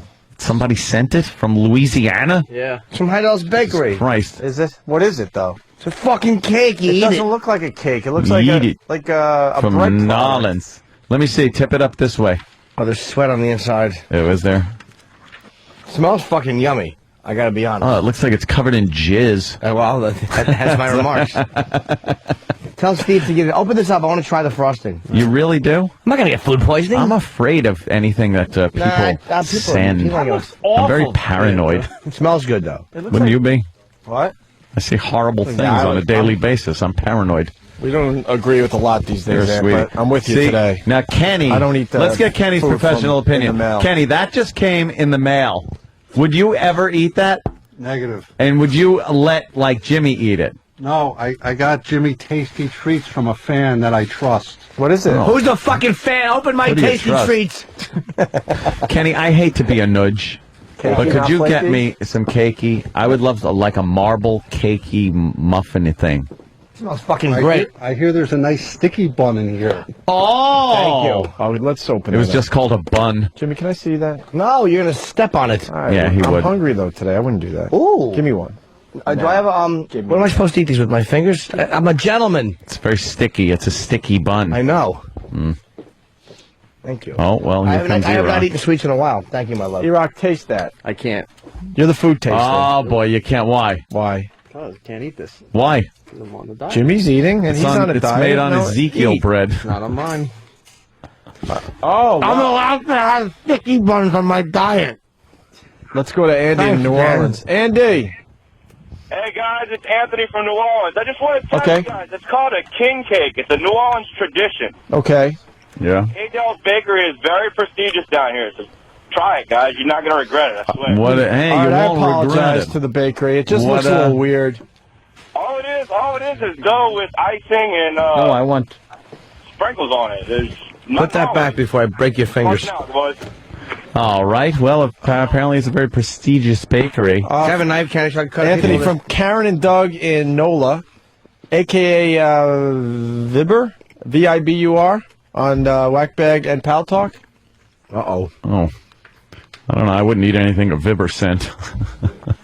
I'm a Vibber lover, so I will. All right. Why? What does Vibur do? I have no idea. Oh, wow, this sticky bun. Who's he from? I don't know. Oh. Just one of these. Oh, Jesus. Yeah, it's a stretch, but it worked. How is that, Jimmy? You are stuffing your fucking face, aren't you? What is that, Jimmy? What are they, cinnamon? Sticky buns, and they're fucking fantastic. Yeah. I've been eating good for 3 weeks. Oh, you're blowing it right Wow. now. You That's right. blew it. You blew it. No? I'm E-Rock, you want a one? cheat day. No? Today's a cheat day? It will be now. All right. E-Rock's going to have some Ezekiel bread and fucking grapefruit. I can't wait till he falls off the wagon. Oh, I know. Oh, that'll Please. happen by Make a tomorrow. big pothole in the road. Fucking asteroid. Travis, why are you in here? Sticky bun. Well, everyone else is calling saying that there is a prize somewhere inside these cakes. Holy shit, really? What kind of prize? Like Salmonella. yeah, that's it. No prize. What, that's a Wasn't prize? that supposed to be in it, though? You're sitting in the middle of the box. So you It's a little fucking jug. choke There's supposed on to be it? a little toy inside. Oh, that's Great. real, Let's a get little ready for toy the inside. Heimlich. That's smart, yeah. Better be good at the wonderful. Have a sticky bun, Travis. They're for the whole gang. Oh, But Travis. If you touch it, take two. He just did. Yes. He likes two. They look like balls when they're together like that. Dwight in Maryland. Don't lay them on your chin. Eat them. Hey, the stock market loves the stimulus package. Down 200 already. Go ahead there, Dwight. Yell, Dwight. Yeah. You're on the. Huh? Let me know when I can talk. Go ahead. I'm pretty sure they took the baby out of the king cake because someone sued in the past whenever they took a bite out of it and ate it, and they probably sued, so now they're probably going to take that baby out of that cake, you know? Yeah, right. Yeah. I was calling for Tank Hankerus. I just need some advice. Oh, you need some Tank Hankerus advice. Would that be all right? Oh, wow, you're lucky because Tank Hankerus is here today. Wow. Where's Tank? This Tank fucking rules. Yeah. Really? It's going to be a bad cheat day. Oh, you are cheating horribly. I've been very good. Here's Tank Hankerus. Binge and purge. Puke in the bathroom. No. Never. Tank, we got Dwight on the phone. No, it's Dwayne. What's up, Dwight? Dwayne. Dwayne. What? Get your headphones on there, Tank. Yeah, Tank. D-U-A-N-E. Hey, hold on. Shit, Dick Hankerus is putting his fucking things on. Hello, Jimmy. Hello. It's good to talk to all of you. I really, really like all of you. Very much. Really. And Opie and Anthony. Your call is sucking a fuck right now. Tank Hankerus is here, Please. I'm on an iPhone. No one cares. No, not the quality of the actual signal. Your call itself, what you're saying, sucks. Absolutely. Tank Hankerus is Absolutely. Get to the point. Dude, get to the point. Tank Hankerus is here. What do you want to ask him? Tank, listen, I want to do something special for my wife this year for Valentine's Day. You have any advice? What should I do? I've always failed in the past. Great acting. Here's more great acting. Wait, why are you talking to Z-Rock? You're supposed to come in here Tank as wasn't Tank. ready yet. But you were supposed to come in as Tank Hankerus. Tank's right here. Well, Dwight, I'd suggest you go to proflowers.com. Put Opie up on in the corner there on the microphone and take advantage of that special Valentine's Day deal that they got going. She'll love it. Oh, that's some great. Really cheap plug in there. Yeah, you have any real advice? Yeah, like they need another plug, E-Rock. I mean, Tank. Jesus. That's all we've talked about for the last 2 weeks. Fuck's sake, man, you're amateur.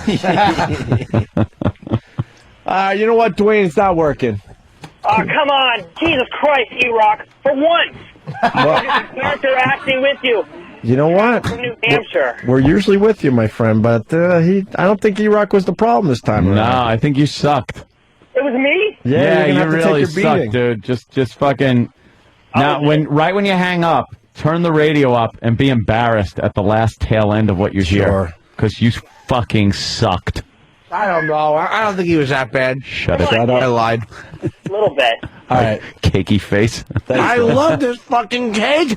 I'm a boy who loves cake. You know who else loves it? Who? Oh. Pimpykins loves it. Pimpykins. Jimmy has a little blemish on his cheek, and he calls it Pimpykins. A little blemish. Looks like a family of Haitians has moved onto my cheek. It looks like John Boy Walton. That's a big zit. Pop it. Pop it. Yeah. Oh, no. You could get some, like, one of those long...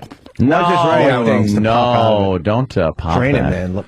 No. Hot compress. Put a warm compress on it. I don't do nothing. When it gets big, I'll just pop the motherfucker. Yeah? Is that what you're I don't gonna care. do? I don't get that many pimples. No, you don't. When I do, I love them. You're so youthful. Oh, boy. It's your teenage acne. Yeah, Pimpykins. All right, we can take a break. Pimpykins? That'd be great. Opie and Anthony.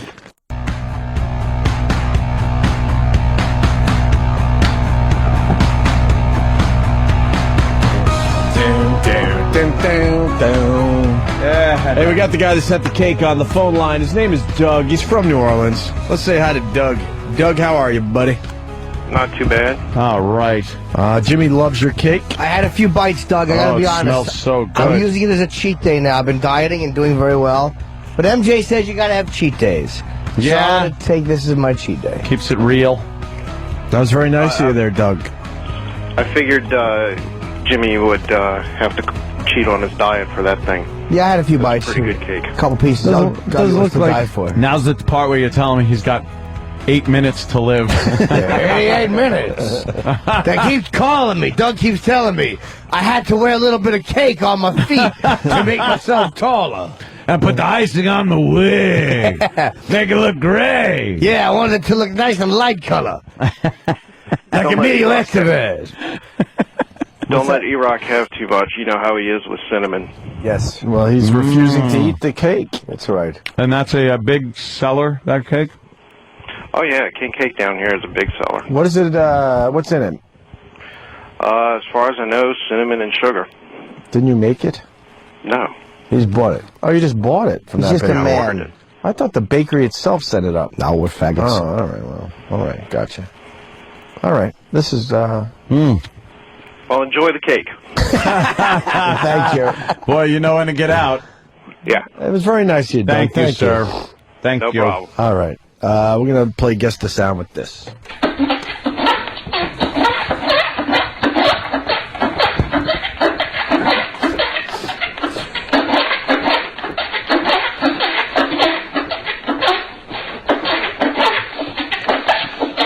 I know what that is, actually. Oh. I like the rhythm. It's, this is a weird guess. It's a fat girl queefing while doing the two-step. Two-step. Jesus. Can you hear it again? That is odd. Yeah, I like the rhythm of it. She's trying to do some kind of song, no? She? It might be a hey? Oh, could be. She. Could be. She.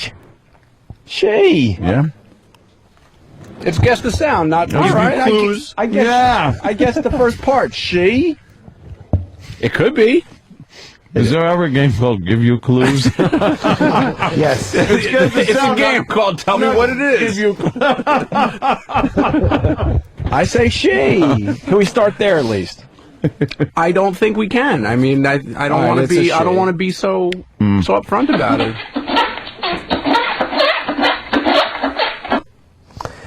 Somebody making the fart sound in their arm. Be a guy.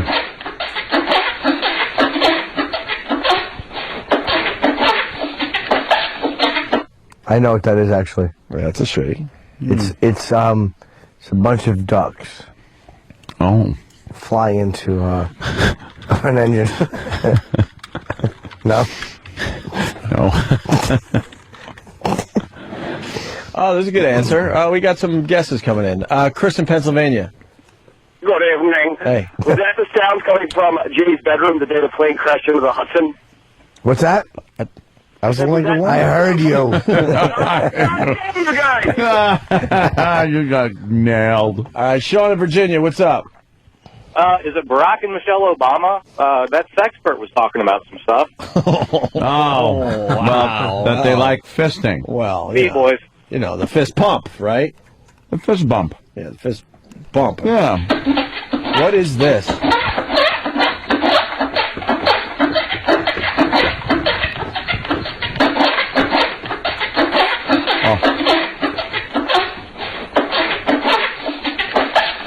Someone wrote on instant feedback, a balloon rubbing on Ant's old head. Hey, I have follicles. No, your old hair. Yes. Head, whatever. Fine. I think it's a gentleman trying to plunge his Rolex out of a hooker's cunt. That actually might be it. Plunge. A tucka. Sniper from Whackbag, I know it. Qbert being ass raped by a unicorn. Oh, I know what that is. It sounds like E-Rock's thighs rubbing together when he's running. Well, we got a lot in of the gimp suit. We do have a lot of E-Rock guesses coming in. We go to Tom in Stony Brook. Tom. Hey, what's up, guys? How you doing? Hey.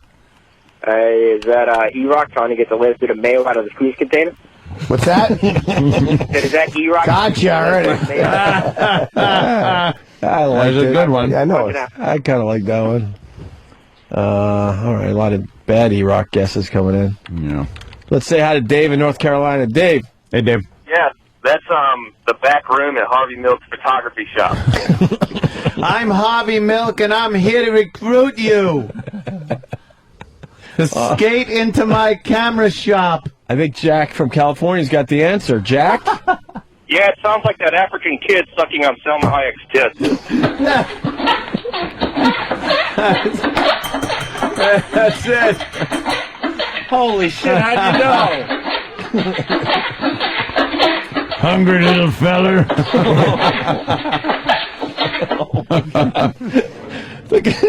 Oh my God, the Jams in Ohio. He writes, "Is that Sam's dad waxing his handlebar mustache?" Carl trying to start a lawnmower down Bill Cox's outfit. Enough with that dumb outfit. His outfit. I guess we're not going to find out what it is. That sucks. Is it a mouse begging for water? Yeah, no, it's a mouse in galoshes dancing in the excess of water that he has. Yes, because he has so much water. E-Rock's boobs swinging as he runs is coming in. No Bones from Pennsylvania. That's a preview of the sounds of the meeting between EchoStar and Sirius XM.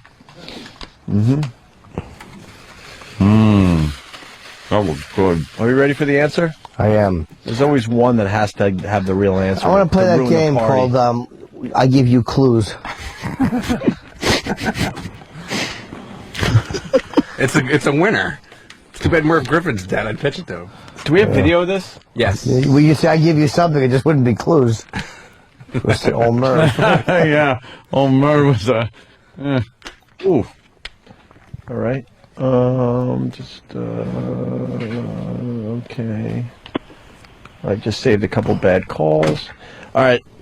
What is this? One more time. Ooh. Dud.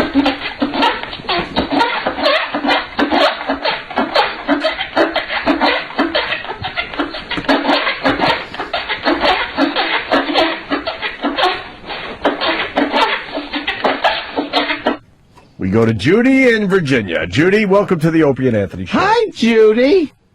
Opie, Anthony, hi, Hi. Jimmy. Good evening. I think this is someone who really likes produce. What do you think, Jimmy? Jimmy, she's playing along with you. I don't know what she's talking about. Miss, what are you talking about? This is a man fucking a watermelon. No, that can't be right. That's crazy. You know what? I'm a black woman, and I listen to you, and I don't want anybody to know it, but that's what... Yeah, I wouldn't either. Is that what this really is? Yeah. It is a man fucking a watermelon. Cool. Judy from really? Virginia is right. What do I win? What do I win? What do I win? The watermelon. Oh, Jesus. The fucked watermelon. It works on two fronts. Yeah. That was the prize we had. All right, let's take a look at this video, and then we'll tell you where you could find it for yourself. Hang right? on, I'm going to put it on the, Is it on for one the of your- audience monitor, too. So they Find can it see for there. yourself. Is it on one of your favorite websites? It sure is, one of my all-time All favorites. right, we'll tell you the website in a second. Most people would know. Here you go. I present to you Man Fucks Watermelon. Here we go. Oh, they're laughing pretty good out there. What? That just looks silly. How does he stay hard? Because it feels good. How does that feel good? Maybe the watermelon's warm. If it was cold, that would be hard. And then it just says efucked.com. EFUKT.com. And that's the sound it was making? That's the sound it was making. That's the full audio of that clip. Wow. Let me hear that again now. All I have the picture in my head. It's much better with the audio.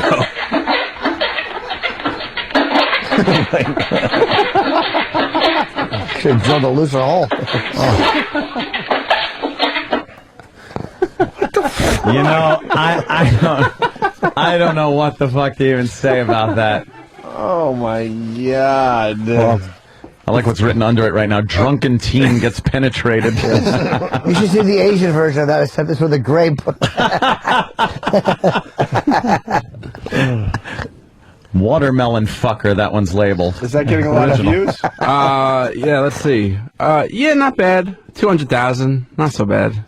Guy fucks a watermelon. It doesn't. It's not. 200,000 people want to see it. It's not beating out. However, ouch my cock, labia grande.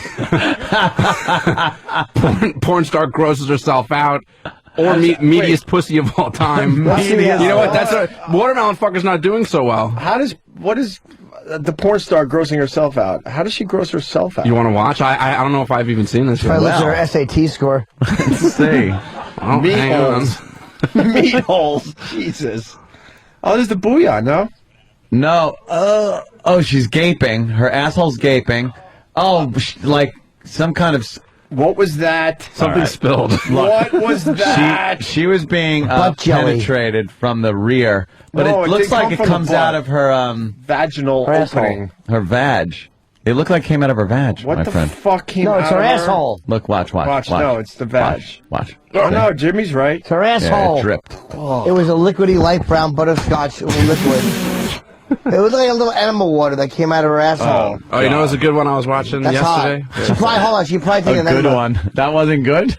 Well, I mean, it was good, but that was pretty good. Oh, maybe So it's. that it was Wait. fucking disgusting. There's probably little pimentos in it. Oh my god. you Where's know my it. Smoothie. Wait, I'll get it. Go ahead. There, anything typing. is out there for people to see. Anything is out there.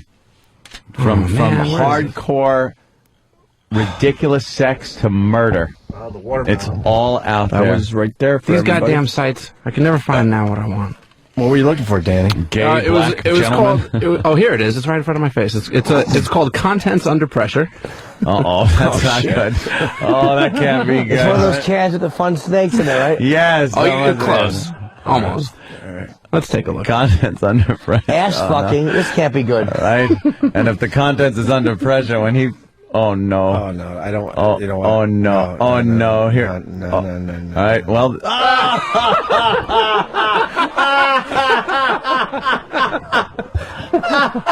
All right, a gentleman was having anal intercourse with a woman. And as he backed out, leaving some space, something comes flying out of her rear. It's very liquidy, but there's some stuff in it. Oh, what's that in there? What did she eat? Couscous, apparently. Couscous. She has wheatina and fucking yoo-hoo. That's so terrible. Wow, that is disgusting. Well, Opie just had to leave. Yeah, he left. He had to leave the room. He can't handle it, fucked. You know that Contents Under Pressure was going to have that kind of finale to it. Yeah, like, you know, and they don't like, you know, they don't like to be clever with their titles here on efuck.com, so you kind of know what you're getting when you click on something. Yeah, I like that. Yeah, I don't like mystery. Yeah, like death-defying anal insertion. There's no mystery there. I know I'm not wasting my time if I'm watching that. Yeah, it's not going to be slow motion running towards each other for a kiss on a hillside. I lost my cell phone in your vagina. Now I'm thinking a cell phone ends up going into this woman's vagina. Call me silly. Yeah, we should play a game. Guess the video from the title. How about this one? Keep sleeping. I'm almost done. Holy shit! Let me see that. That's what we say to the audience. Oh no! All right. Okay. She's hang on a apparently second. is this girl asleep? And this guy's jerking off on her face, right in her ear. It looks like this girl's sleeping, and the guy jerked off on her cheek. I'm sorry. What was the title of this one? Oh, I don't remember. Keep sleeping. I'm almost done. Yes, there you keep go. sleeping. I'm almost done. Of course. Oh, that's fucking great. Oh my god, that was disgusting. The most despicable things in the world are available for your viewing at a moment's notice. Yeah, this one I had to laugh at too. It's called "Hooray! I Lost My Virginity." Oh, All right, okay. let's take a look at Hooray! I lost my virginity. Mm-hmm. It's Big A over a bloody body. It's exactly how I would imagine like Eric having sex, just like always really? playing to the camera and giving big thumbs ups. What is he? Yeah. It's a guy filming his sexual escapades with a girl, but he keeps having to gesture to the camera like how awesome it is. Oh. Yeah, he's almost doing like a American Psycho. Travis was just saying. Yeah. the same thing. Yeah. Yeah. He's looking in the mirror and flexing. He likes flipping off the camera a lot while he's and flexing while he's banging this broad. And then it just ends. That's it. That's all you get. Are you sure? Fantastic. You don't want any more? Let's see what we got here. Oh, yeah. Oh, intruder alert. That sounds Intruder kind of alert. Oh. Oops, my pussy farted. Sex with a Geo Metro. What is that? Titty boxing. Oh, that's Ew, fucking... she have big hairy armpits or something? Yeah, let's see that. That's All right, let's take a look at that. That's Chuck Farnham's thing, man. He loves Titty this boxing. shit. Ah! Big, huge boobies. Holy shit, there's a guy in a weird mask with an Elvis haircut, it looks like. He's putting boxing gloves on. She's This a big, fat, middle-aged woman with flappy, big, titted big bitch boobs. is... Oh, my God, they've bandaged her tits. They put her like a cinder block. Oh, my God, a woman's hanging from her tits. Oh, my God. They're purple. Using her boobs like a speed bag. A woman is hanging stomach down. Her tits are flapping down, and a man is under her. She's in some kind of a harness, just punching her tits like a speed bag. She's working over her boobs. Look how bruised her tits are. She's totally into it. That's fucked up, man. And she's going, ow, ow. Why would... These are some fat, disgusting women. Yeah, it's hard to do with A-cups. Yeah. They are really... This guy is boxing the shit out of her fucking... And he's losing. The tits are ahead on points. Yeah. Stop the fight. Yeah. Oh, now a guy came in with a mask and a whip. He's going to whip her ass with like a... This hanging woman is getting her tits... The shit beat out of her tits. If that's not turned into an animated GIF by the end of the day. Oh, it's fantastic. Oh, slow motion. You see every ripple in these tits. Why would anyone want this? He is socking those tits. He's an angry fucking dude, man. Yeah, you got to be like fucked up. The guy and the woman have to be of course. Fucked up. They're in on it together. Wow. All right. Did you ever really know how perverted things were when you were a kid before all this shit came out? No. Not, What was like the most? Because the most perverted thing I think I thought about was probably like ass sex. Yeah, that's probably right. Like fucking in the ass. Were you thinking about just the idea of it or the pain you'd feel? Yes. I thought it would hurt me and chafe. As a real young lad, I used to think a woman had to be fucked in her ass to get pregnant. Ugh. I didn't know how the biology worked. What a And dunce. then I thought you needed a scumbag on your dick to get a girl pregnant, because I thought that was the stuff that was on Why the can't you just say scumbag. Because the word scumbag, I thought there was scum on the bag. So when you inserted it, the scum came off, and she got pregnant. And I thought if you didn't use one, she wouldn't get pregnant. Right. I still use that excuse to this day. I thought a girl got knocked up if you came on a Kaiser roll, then punched it up her veg. What the fuck is that, Danny? I don't know. That is wide open pussy with green pubic hair and a big fucking walnut. Looks like a big tongue. Pink walnut. It looks like when you used to chew a whole thing of Hubba Bubba. What is she, giving birth to something? Look at that butthole. Look at the ass. It's dripping and hemorrhoid. I fuck is just that? grossed myself out. What is that? It looks like Quado. It's a vagina. It's sexy. But it's green. It looks like a mouth with a really big tongue. Yes. Oh, look at her hemorrhoids popping out. She's like pushing. It's going, oh. Now it's crying. She's Down syndrome pussy. She's pissing. Oh, she's terrible. Dude, there is shit going on here that I don't even know how to describe. Would you lick her asshole? Look at all those roids. Her you imagine ass what that looks like it's got smells like? giant skin tags falling from it. And then her pussy's got this giant lump. It looks like a fucking head coming out of her. Looks like a baby crowning. And the bottom lip looks like fucking Ebert's lip.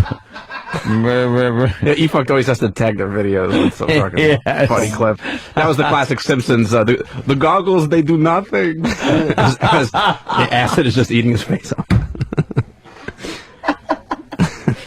Ah, God. Yeah, E-Fucked is just hours of fun. Yeah, E-Fucked is really fun. Oof. Oh, Jim might want to watch this one, actually. What do you It's got called next? Fattest Pussy Ever. Oh, cool. It's E-Rock. I'm sorry, E-Rock. Oh, my God. Look at those lips. Those are probably pumped up. That's nasty. Yeah, you think they do that? Yes, they do. Take that pump and pump it up.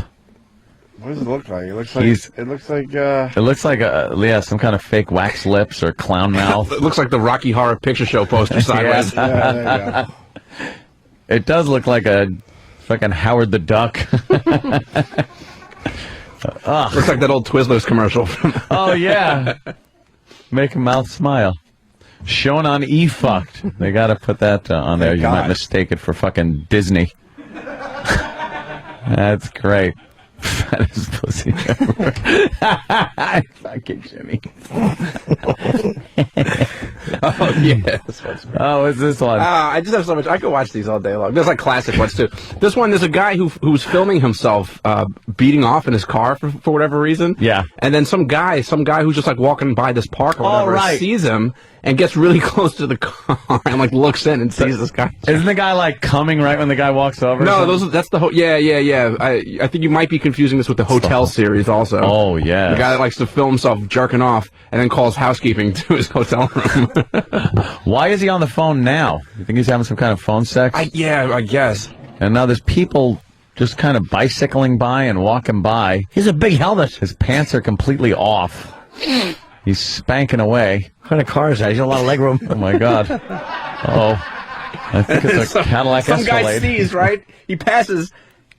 Yeah, he sees and he comes And back. he was like, was that guy beating off in his car? Let me, Oh, a guy tries to turn to the side. I'm not jerking off here. Oh, he just came on his leg. Christ. And then the guy comes back. And now the guy just in time. Wow, if that doesn't ruin the wonderfulness. Oh, put your sticky keys in the ignition and get out of there. And he's got his dick. He's still got his dick in his hand. He's trying to convince the guy it's a shift. So he's trying to start the car with his left hand. Oh, he's just covered with it. Oh, God. And the guy's still just standing there talking to him. Oh, he can't put his hand on the wheel. Pull the seat back up. What a mess that guy made. Keeps a box of tissues in there. I guess he does this a lot. You can't clean up that shit off your leg hair, though, with a tissue. That shit's going to be pulling in a minute. Try to pull fucking dried up out of your leg hair. It's a problem. It's fucking awful. Rubber cement balls. And again, E-Fucked was the no frills titles for the videos. That one is entitled "Go Away, Bro, I'm Masturbating." Very easy to figure out what it's all about. You know what you're getting. It's smart. Oh, here's the hotel footage if you want it. Yeah. I wanted to see this yeah, one. These are great, man. This guy jerks us off and then calls housekeeping. Yeah, so and they come walk in and he's just facing the door. She walks in. His dick's he's fucking. She's out of there. What a sick fuck. God, would that be great to do when they just walk in your fucking room? It's a whole montage.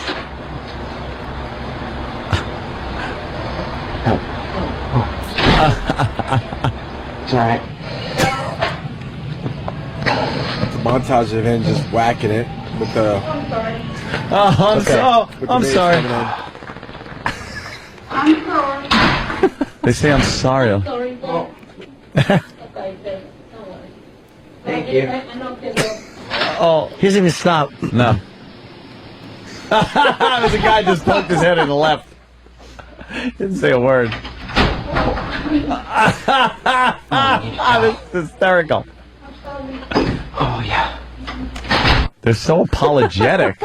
Oh, I'm sorry. It's like, oh, he just walked in, and he was working. That's weird. It's apologetic. Why doesn't he even lock his door? Yeah. Exactly. No. Little Jim. Well, those are very good. It's a lot of fun. Check it out. I recommend the site to everybody. Yes. Who's completely desensitized to any kind of normal pornography. Yeah. EFUKT.com. You know, it's something I haven't seen in years. Huh. Missionary fucking. just guy on top of girl having a good time. Fucking. That's just so sick. Wonderful. Apparently there's a watermelon fucking video with two guys, and they meet in the middle. Oh, no. Yeah. Oh, no. Wonderful. I'm so glad Yeah, we'll this do a little stuff's break. available for people out there. Well, we got to talk about pajamas next. What about the children?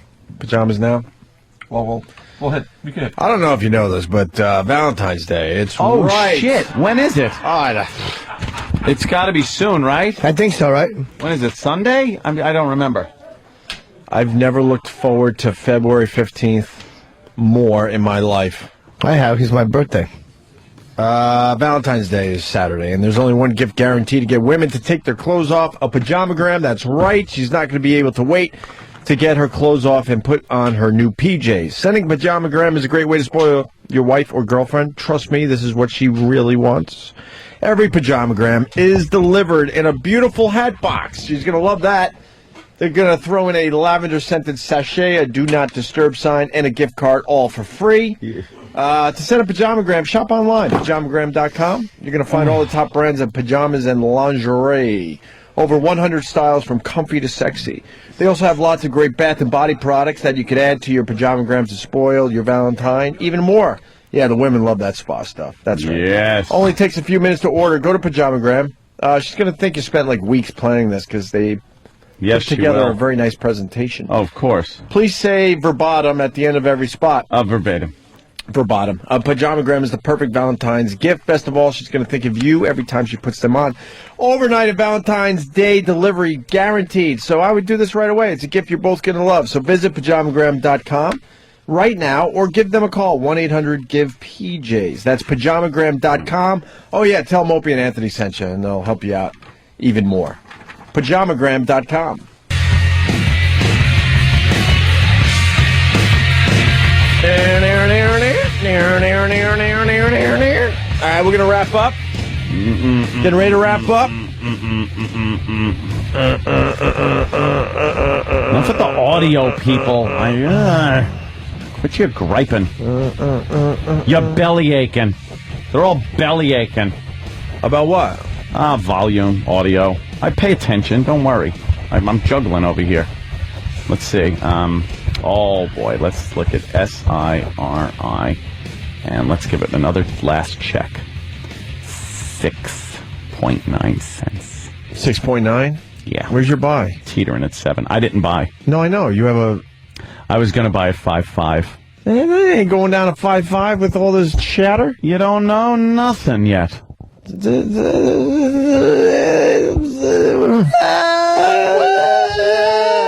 could have his own family. Fucking Mario. Bill K. from Philly. Yes, Bill K. He writes, because we're talking about the Sirius XM thing. Hey, Opie and Travis, because we're hockey fans. Do you remember when the Pittsburgh Penguins went through bankruptcy? At the time, because of his contract, Mario Lemieux was the largest creditor. As a result, he became the owner. Could Howard end up owning? Oh, my God. That'd be funny. Just what we thought about every scenario.